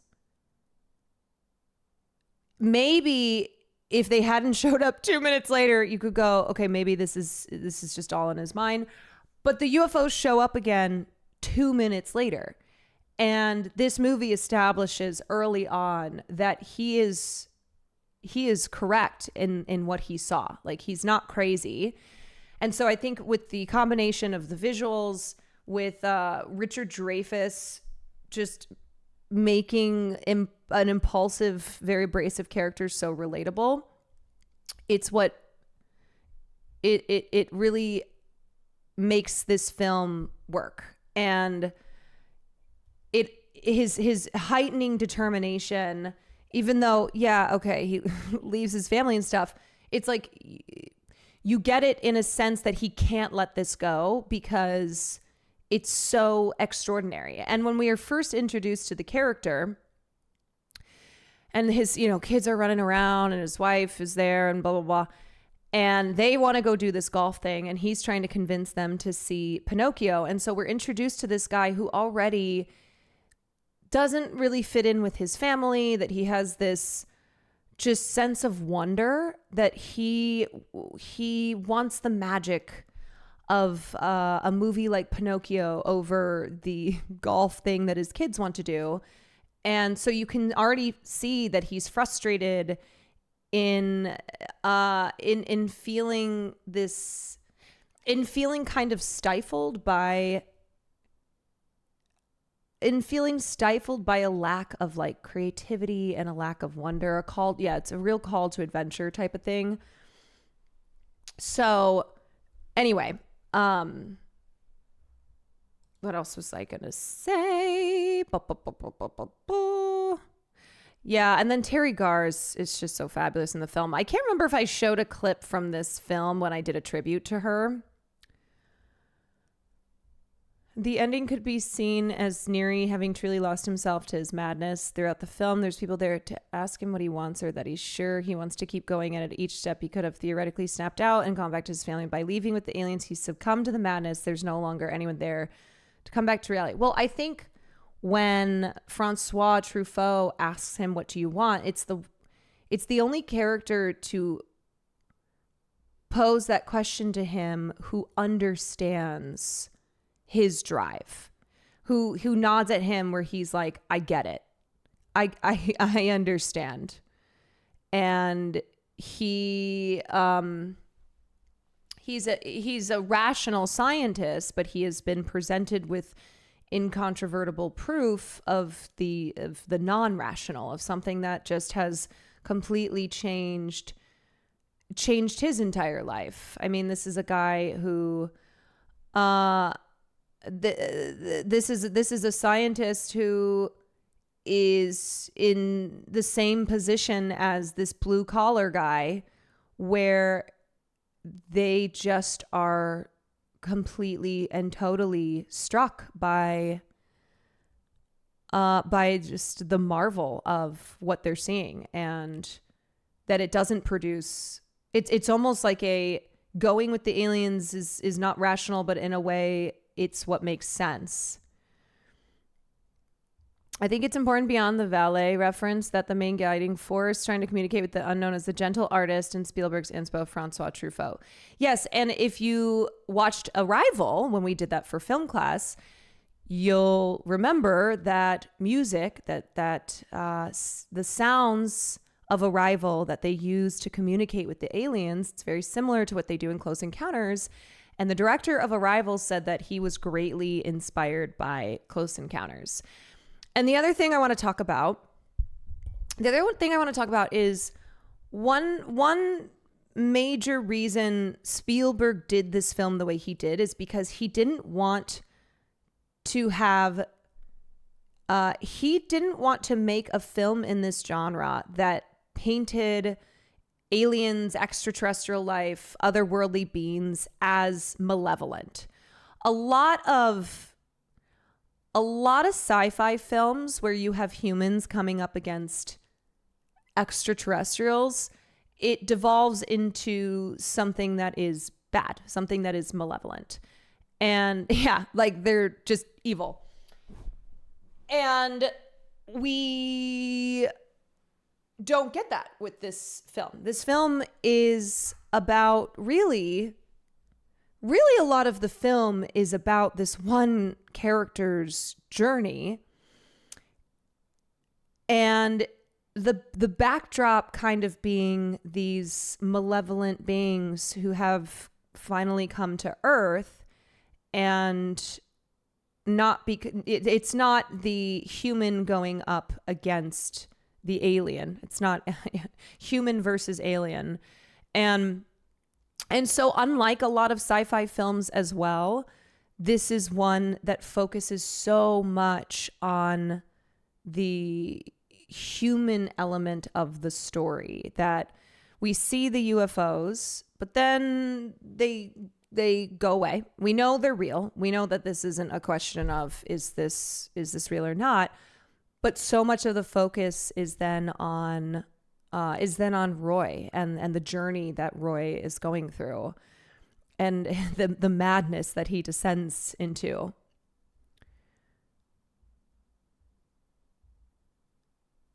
Especially after Barry gets taken, it all kind of leads to this bait and switch of everything being okay, right? And they build these really dramatic moments, and because we're all sci-fi brained to think, oh, shit's about to go down, this isn't gonna be good. We expect that something bad's gonna happen, and then it's the opposite of that. Spielberg's next movie is another alien movie with Coleman Domingo. Okay, I'll be seated. Coleman Domingo cried reading the script for Steven Spielberg's The Dish. We don't know much about The Dish. David Koepp wrote the script. It's supposed to be a two-hander about UFOs, but nothing else has leaked out in regards. Okay, wait. I am so curious if this film is going to end up being what Spielberg initially had envisioned for Close Encounters. So, initially, Spielberg was inspired to do a sci-fi film, a film about otherworldly beings, because when he was a kid, his father woke him up one night and I think they drove to a field, and he was looking up at the sky, and he felt this just sense of awe, this sense of wonder looking up at the sky, and rather than feeling fear about the just endless size of the universe, he felt he felt like this peace, this calm. And so he really wanted to make a film with kind of this starting premise, but what the initial story was supposed to be was it involved UFOs and shady government dealings, which we do kind of get in this film, where the government, the military, they're not villains per se. They definitely lie to everybody and are trying to cover it up, and are, I guess, if you are pointing to a villain in this film, they would be the most villainesque. But in the initial story outline, this was supposed to be more like Watergate scandal, because this was going to be following up. This film was going to follow up the Watergate scandal that happened involving Richard Nixon. And so the script was called Watch the Skies, and it was supposed to be about a police or military officer who ended up becoming a whistleblower on the government's cover-up of aliens. And the Taxi Driver screenwriter had worked on the script, and I think it was probably even grittier and much less of the big fantastical wonder of Close Encounters, and more of a like political drama almost. And so Spielberg and the studio ended up rejecting the script that Paul Schrader, who wrote Taxi Driver, had come up with, and then went in a different direction and took some elements of the initial script. So Close Encounters of the Third Kind is what UFO research is referred to. So a close encounter of the first kind is when you sight a UFO. Close encounter of the second kind is physical evidence to prove the existence of an alien. And then close encounter of the third kind is actually contacting alien life forms. So that's where the title comes from. Incredibly funny to imagine him trying to do a Schrader script. Yes, this would have been a very different film. When you play in Split Fiction, I am going to check in with Will as soon as we wrap this up and see if he's down. Let me think about what else I wanted to say. Oh, this was a film that, like a lot of the ones we've watched, went over production, went over budget. And so then what happened was that Steven Spielberg did not like the initial cut of the film because he was so he wanted to release Close Encounters in the summer of 1978. The studio, Columbia Pictures, was going through a lot of financial issues. Don't forget Close Encounters of the Sixth Kind. What's Close Encounters of the Sixth Kind? When you make an alien baby, when you get working on,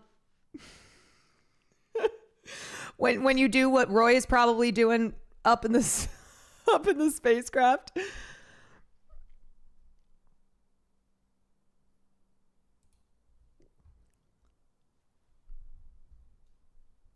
Close Encounters of the Sixth Kind. Let me see. I was right. This is the term used to describe a sexual encounter between a human and an extraterrestrial species. AKA what Hassan talks about is like his goal in life. His goal in life is not to spread leftist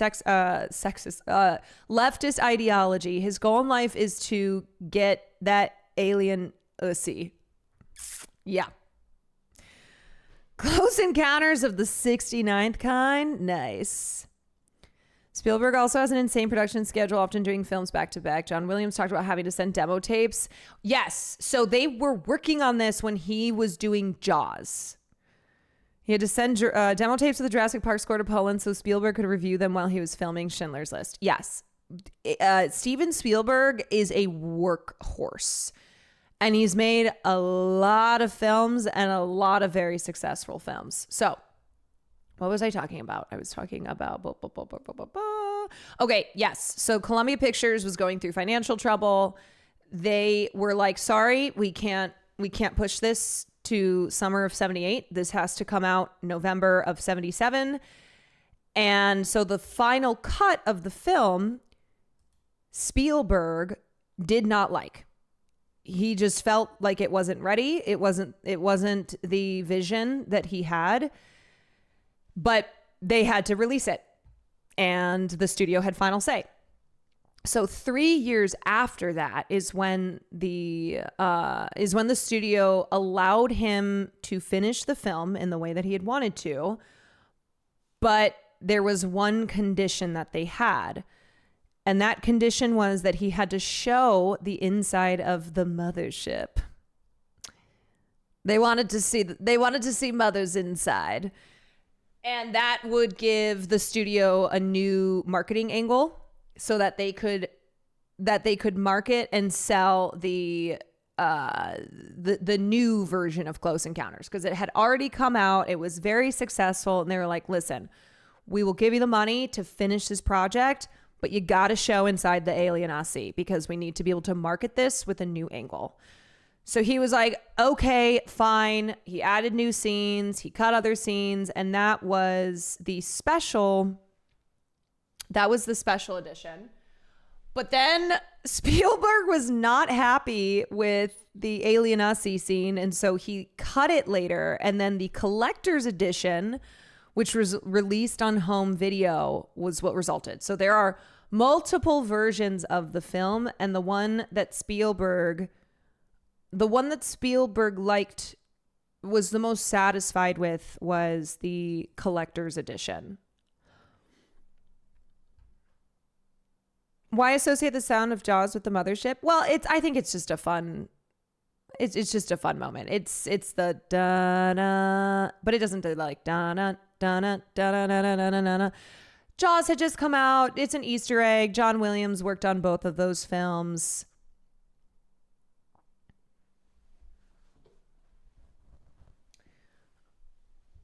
I will say upon rewatch, it's crazy how capital H white this movie is. The only black people are the garbage men, the U.S. government.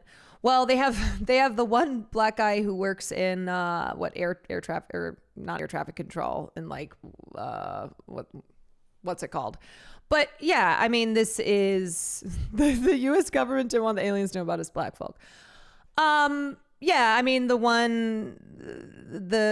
Asian guy is the Mongolian guy screaming in the desert. It's you watch films from most decades of film history, and that is that's the makeup of most casts of films. Do you have Letterboxd? Yes, I do. Look, if Steven Spielberg did an alien sex scene, it'd probably be the most profound alien sex scene of all time. You know what, Steven? Do it. Do it. Here's the inside of the mothership. All right, here we go.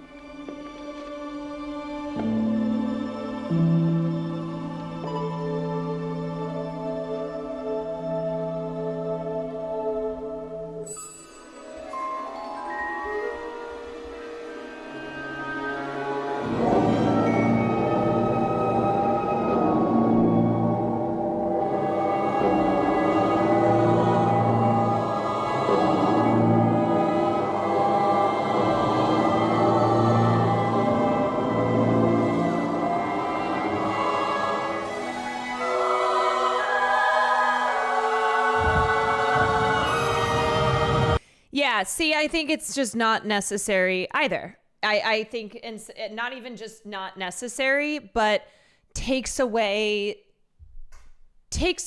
from the wonder, where you don't want to see inside the ship. You don't need to see inside the ship.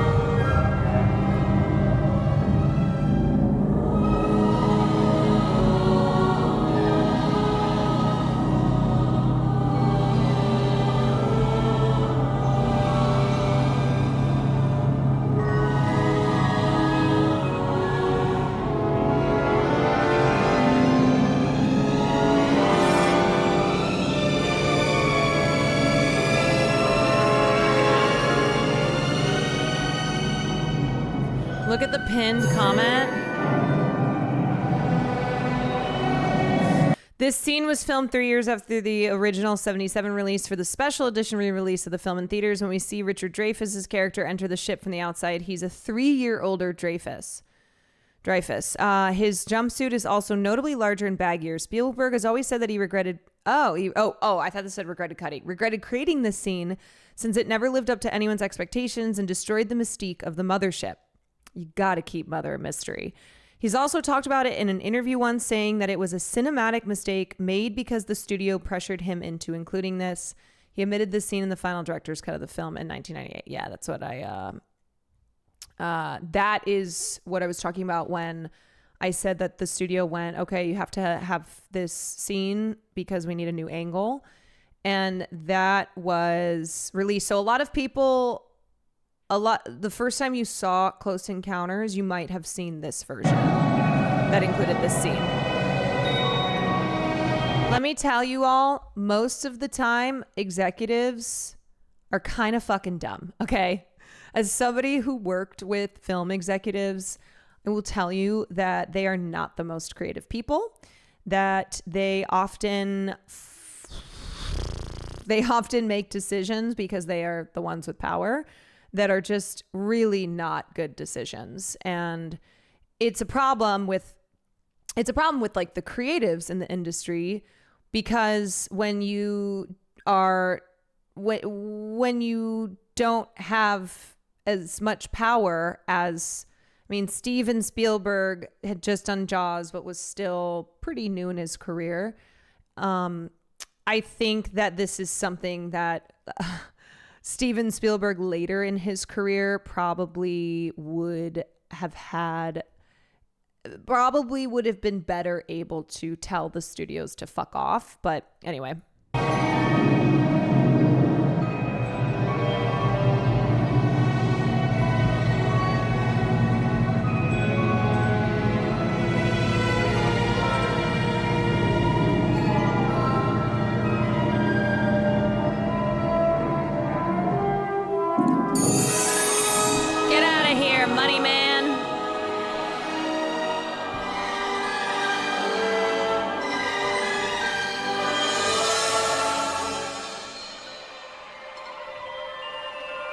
Yeah, and I think it also just takes the it kind of takes the energy out.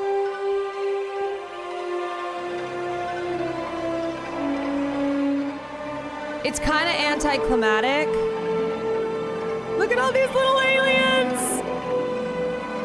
Removes the mystery. Where you are.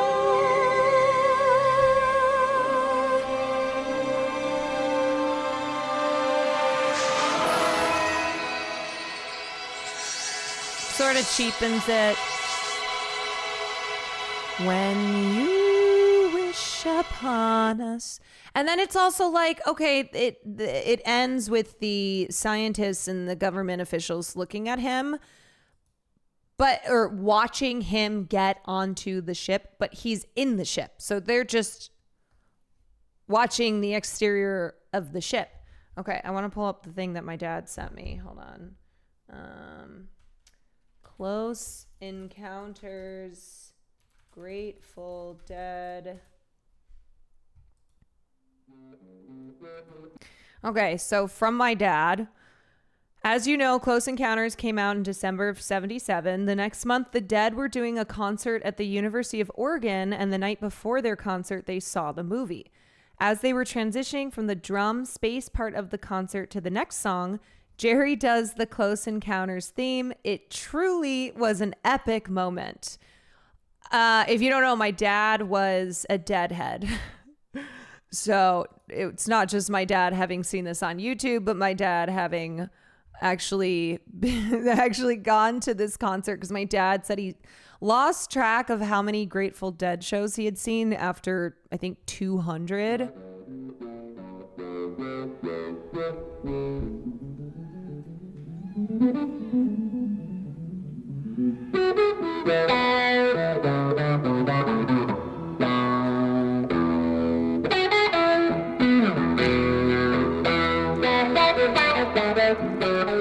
True, there's no such thing as was a deadhead. Oh, once a deadhead, always a deadhead.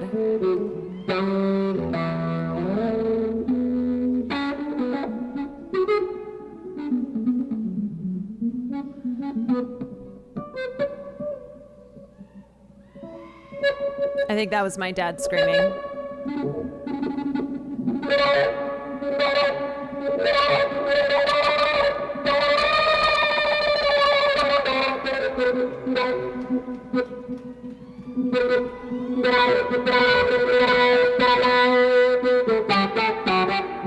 So your dad did acid? I don't know, you have to ask him.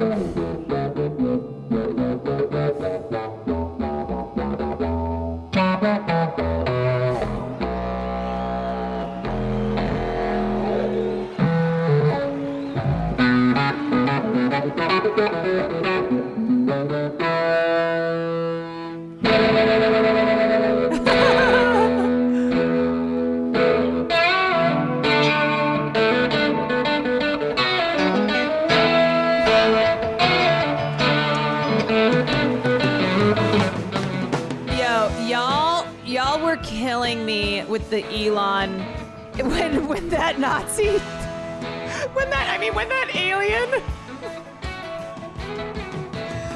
alien threw up its arm.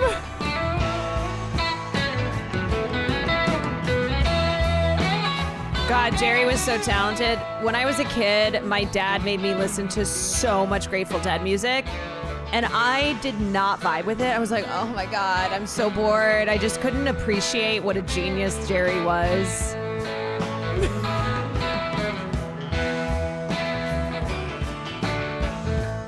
I was like, I'm bored. I don't get it.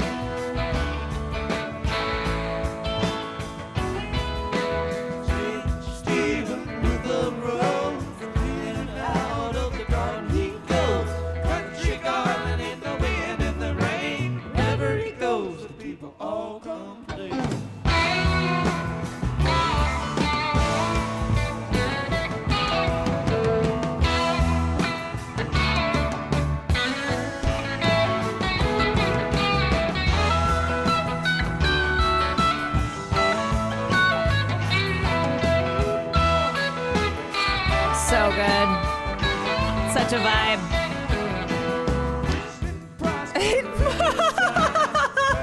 My dad did the same thing to me. It wasn't until I started doing drugs I was like, wait, this is a vibe.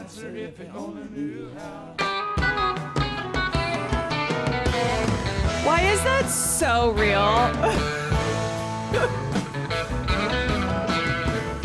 I remember the first time I smoked, or not the first time I smoked weed, but the first time I smoked weed and listened to The Dead, and I was like, oh yeah, man.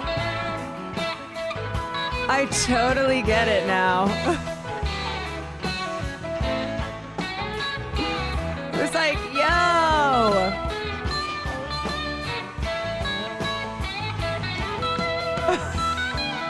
Good shit. Yo, good shit. Have you been to a fish show? They're going to be at Hollywood Bowl. I haven't been to a fish show. I remember when I was a waiter at a country club and one of the cooks was obsessed with fish. So he would he would make me like mixtapes of the best fish, of like his favorite fish songs, and so that's how I started listening to Fish. But I've never been to one of their shows. That would be sick to see at the bowl. I wonder if Will would go. Go to a show, you won't regret it. Last time I checked in with Cutie Sims game, you and Queso were dating? Oh, I guess he's into cops, huh? Queso's into the popo. No, that sounded weird. I was pregnant. Oh, wait, you guys. Wait a second. I don't know if this chatter is still in here, but there was a chatter who came in earlier, first time chat, and said, I heard a rumor that Caroline's pregnant with someone else's baby, and I thought it was just like a fucker. You know, I thought it was just someone coming in because they read a comment on LSF. And I just ignored it, and we all ignored it. But now I know where that's from. Okay. Dead and Co's. Oh, my dad actually went to the Sphere. It was so funny because my dad and my mom went to Vegas last fall to go to the Sphere because my dad really wanted to see Dead and Co. And my mom is the funniest person because she just is she's such a hater. She's such a hater of most things, and then she'll end up loving it. And so she was like, I don't want to go to the Sphere. I don't want to go to Vegas. I hate Vegas. I'm not into that. But it was something that my dad really wanted to do. And so they went to the Sphere, and I asked her, I said, well, how was it? She said, it was awesome. It was so cool. I went, uh-huh. Remember when you were giving Dad a lot of shit? Because you didn't want to go to Vegas and to see Dead and Co. at the Sphere. Now, to be fair, Vegas, yeah, it's a town that you either love it or you hate it. You love it or you hate it. I kind of think ultimately I hate Vegas too. I don't think I'm a Vegas person. You can both not want to go and have a good time. Yeah, that's kind of my mother's essence. Like, if you ask her to go see a classical concert at the Millennium Park, oh, she's there. She'll bring the wine and the cheese and the snacks. Say less.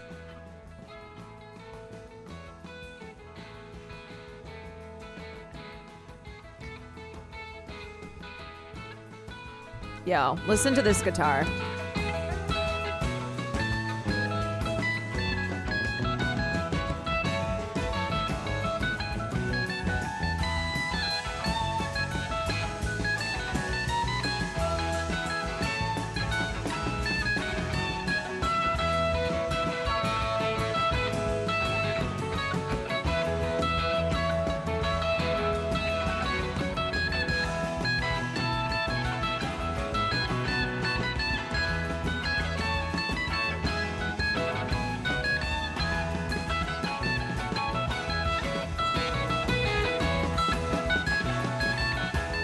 Yo! What's up, y'all? What's up? Wait, what? Did Cutie do an abortion on my baby? What the fuck? Mine and Queso's baby was murdered by Cutie? 4 times? She forced me to miscarriage 4 times. She is 3 miscarriages and an abortion. I'm gonna call the I'm gonna call the people who protest outside of a Planned Parenthood. I'm gonna tell them what she's up to. Oh, really? You tried to save it? Really? Really? A likely story. Queso and I were about to have a child. Also, what happened earlier is we were doing film night and someone came in, first time chatter, and went, I heard a rumor that you're having a baby with someone else. And I thought it was just like some piece of shit from LSF. And so we just all ignored them, and I think they got banned because I didn't know what was happening over in Simsland. You want to see if the baby is ugly or not? I have a question. Do you really think I would have an ugly baby? You had to wait to see if the baby was going to be ugly or not? They were banned for 15 minutes until we hunted down the context. Okay, fair. Chatters, if you come in and just drop something like that with no context, you'll probably get banned. We were watching Close Encounters of the Third Kind. We didn't know that I was having almost babies until Cutie was ripping them from my womb. Yeah, chat, include the context in your chat. We are not Big Brother. Cutie tried to save the child, I promise. Okay, well, so what's the latest? Am I good? I mean, obviously I'm still alive. And I'm a cop.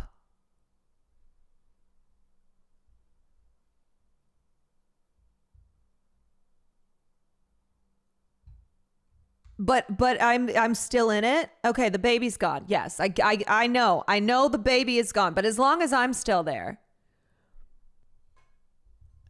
ACAB includes you. That's fine as long as I'm still in it. As long as I haven't been hunted down. No, you have depression from the loss of the child. Fuck. God damn it. Can I just get over it? Can't I just get over it? Is this really holding my Sims character back? Hassan got kidnapped and disappeared. Kidnapped? No, it's because he didn't want to be there. Because he's like, I gotta go home and read the internet. Oh no, I got kidnapped. Oh no. Help. Shoot, nobody come find me though. He faked his own kidnapping, I bet, without even seeing what happened. Without even knowing what happened. Marixa, thank you for the 20 months nonstop. Thank you for the 30. Trace Rise, thank you for the 22 months. Classic went home to watch anime. You survived a robbery attempt. Wait, I survived a robbery attempt? That's because I'm a goddamn cop. Wait. She's got a baby on the way and she's the only one. She's the only one. Preston, thank you for the 5 gifted subs. That has a relationship in the neighborhood. Wait, you're telling me my cop character is the only one who's found love? Austin was murdered early on. Of course he was. Of course. Don't do it. Pokimane, save her.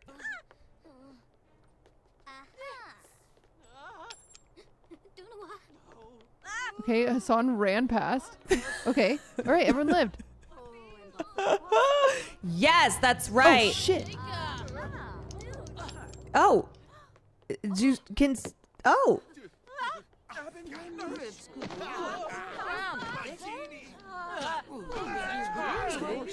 Oh my.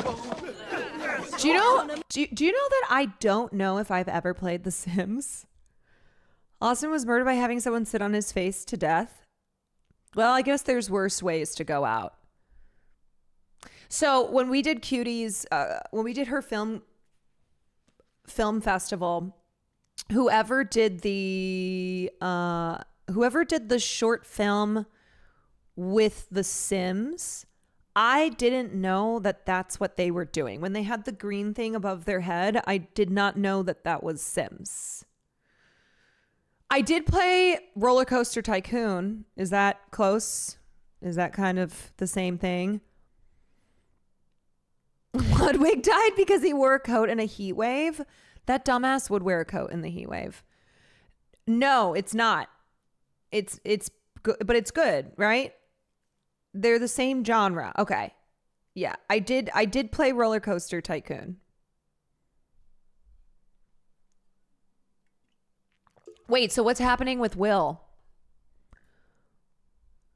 Who's Will? Who's Will in the game? What's going on with him? You and Sam also got closer in the game without Cutie. That's so funny. Will works at a daycare and he's a drug shaman. Oh, it's great. Oh, and he works out. Wait, so I have a question. Okay. Question.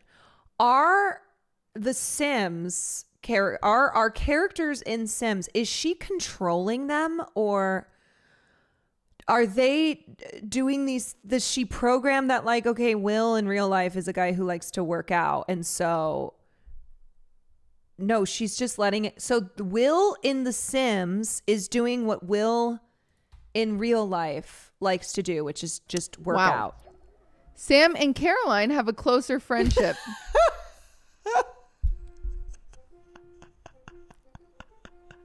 I'm just sitting here getting assaulted by The Sims. Oh, I know. We watched this earlier, but it's so funny. Now it's so funny knowing that there's no control. For reminding me. Okay, so you can set personalities. You can set personalities, but then basically just stuff happens. They have traits which makes it more likely for them to do the things that they do IRL. Okay. All right. But it's like an ant farm that you try to influence. Okay. That's so funny. Fan was a serial killer. Oh, sorry. Sorry, I murdered you. Oh, sorry. The free will of Sims with the God Lord Cutie reigning over them. Will and Cutie have a romantic relationship? Bro, it's like my dream. Hold on. Why wasn't this the first thing that was dropped? I'm gonna pull a Cinna and start showing up in Ludwig's chat and be like, Ludwig's so hot, huh?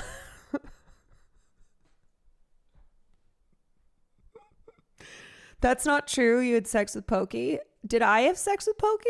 Why are you having sex with Pokey? Why are you so special?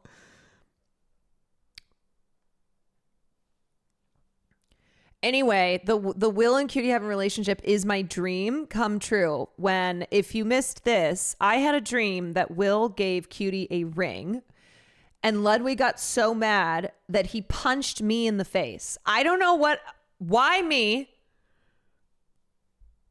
What did I even do?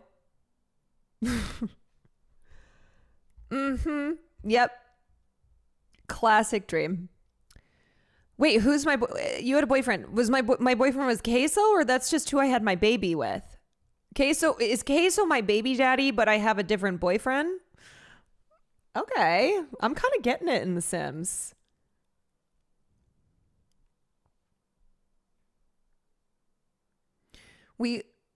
We were about to... Wait, I was about to get married to my boyfriend, or... Oh, Queso was my boyfriend. Do you think that he would take the last name Kwan? Queso Kwan? Case Kwan? Uh-huh. Or would it have to be Caroline Queso? Because I'm real big on him taking the last name Kwan. That's kind of a deal breaker.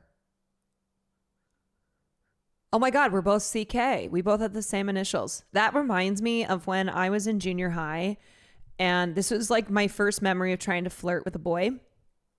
I had a locker next to this guy that I thought was so cute, but I was, of course, just so naive and awkward. And he had the same initials as me.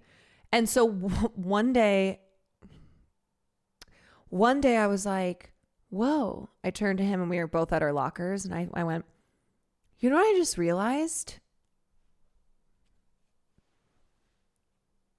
I just realized that we both have the same initials, CK and CK. Isn't that so cool? Isn't that? And he just went, oh yeah, I didn't notice that. And then walked away. So I think he really wanted me. I think that's probably who I'm going to end up marrying. Oh, Caroline, O, and spread misinfo that you're related to. Yeah, I'm related to Sandra. Okay. Oh boy. Sandra O. Yeah, if we got married, like our initials wouldn't even have to change. Isn't that so cool? Isn't that awesome? You know, I think it just makes things so convenient, right? You know? And like, it's such a cool thing. All our friends and family would be like, oh my God, they have the same initials. They're perfect for each other. They are absolutely perfect for each other. And he goes, yeah, the lockers are in alphabetical order. Oh, wait, that's actually true probably because my last name did come right after his. Oh my God. Oh my God, junior high me has just been destroyed. I'm devastated. It's like Taylor Lautner and Taylor Lautner. If they have a baby, they should just name their baby Taylor as well. Just keep it in the family, you know? Taylor Lautner, and Taylor Lautner. Yeah, okay, I want to watch Austin's Twink Death. Boy. Oh. Who is that? Oh my God! Silky? You were in jail last time I saw you. Why are you doing that to someone? It's Austin Show. Silky, you can't just do that. You can't kill him with your butt. Oh, but you can. Oh, but you can.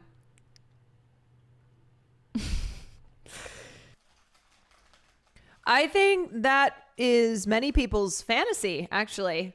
Yeah. He died doing what he loved. Yep. It's actually a happy ending for him. That is, Sims Austin is doing pretty well. If you go to the full video, you can see him actually get slammed. Okay, well, I definitely need to see that. Hold on. Silky. Oh boy. Oh boy. What? No, boy. What happened? Oh boy. Oh. Wait, is it early? Is it earlier than this that do you see him get slammed? That. Who is that? What's going on in this house? No, it's here. Oh boy. Oh. The last time I saw you. Why are you doing that to someone? It's Austin Show. Silky, you can't just do that. You can't kill him with your butt.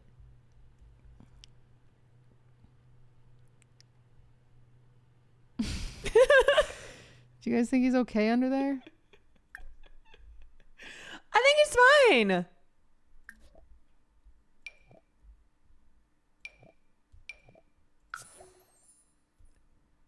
Yeah, he's good. He'll just walk it off. Oh my God. Austin's dead. Wait, what is that? What is that crazy violin Why are there music? so many randos. Those murder violins, my God. Jesus.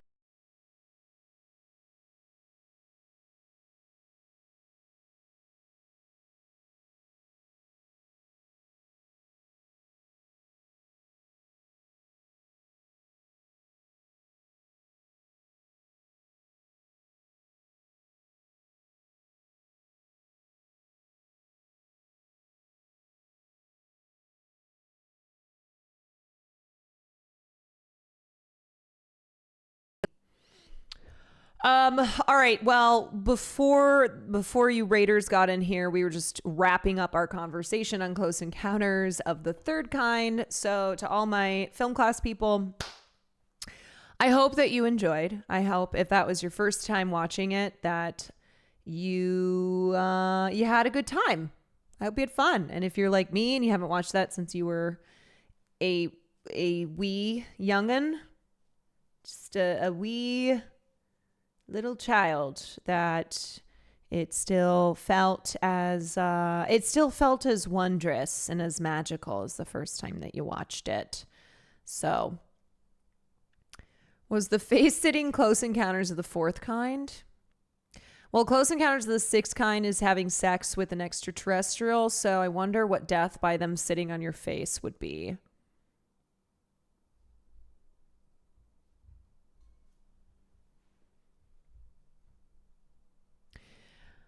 I do not know.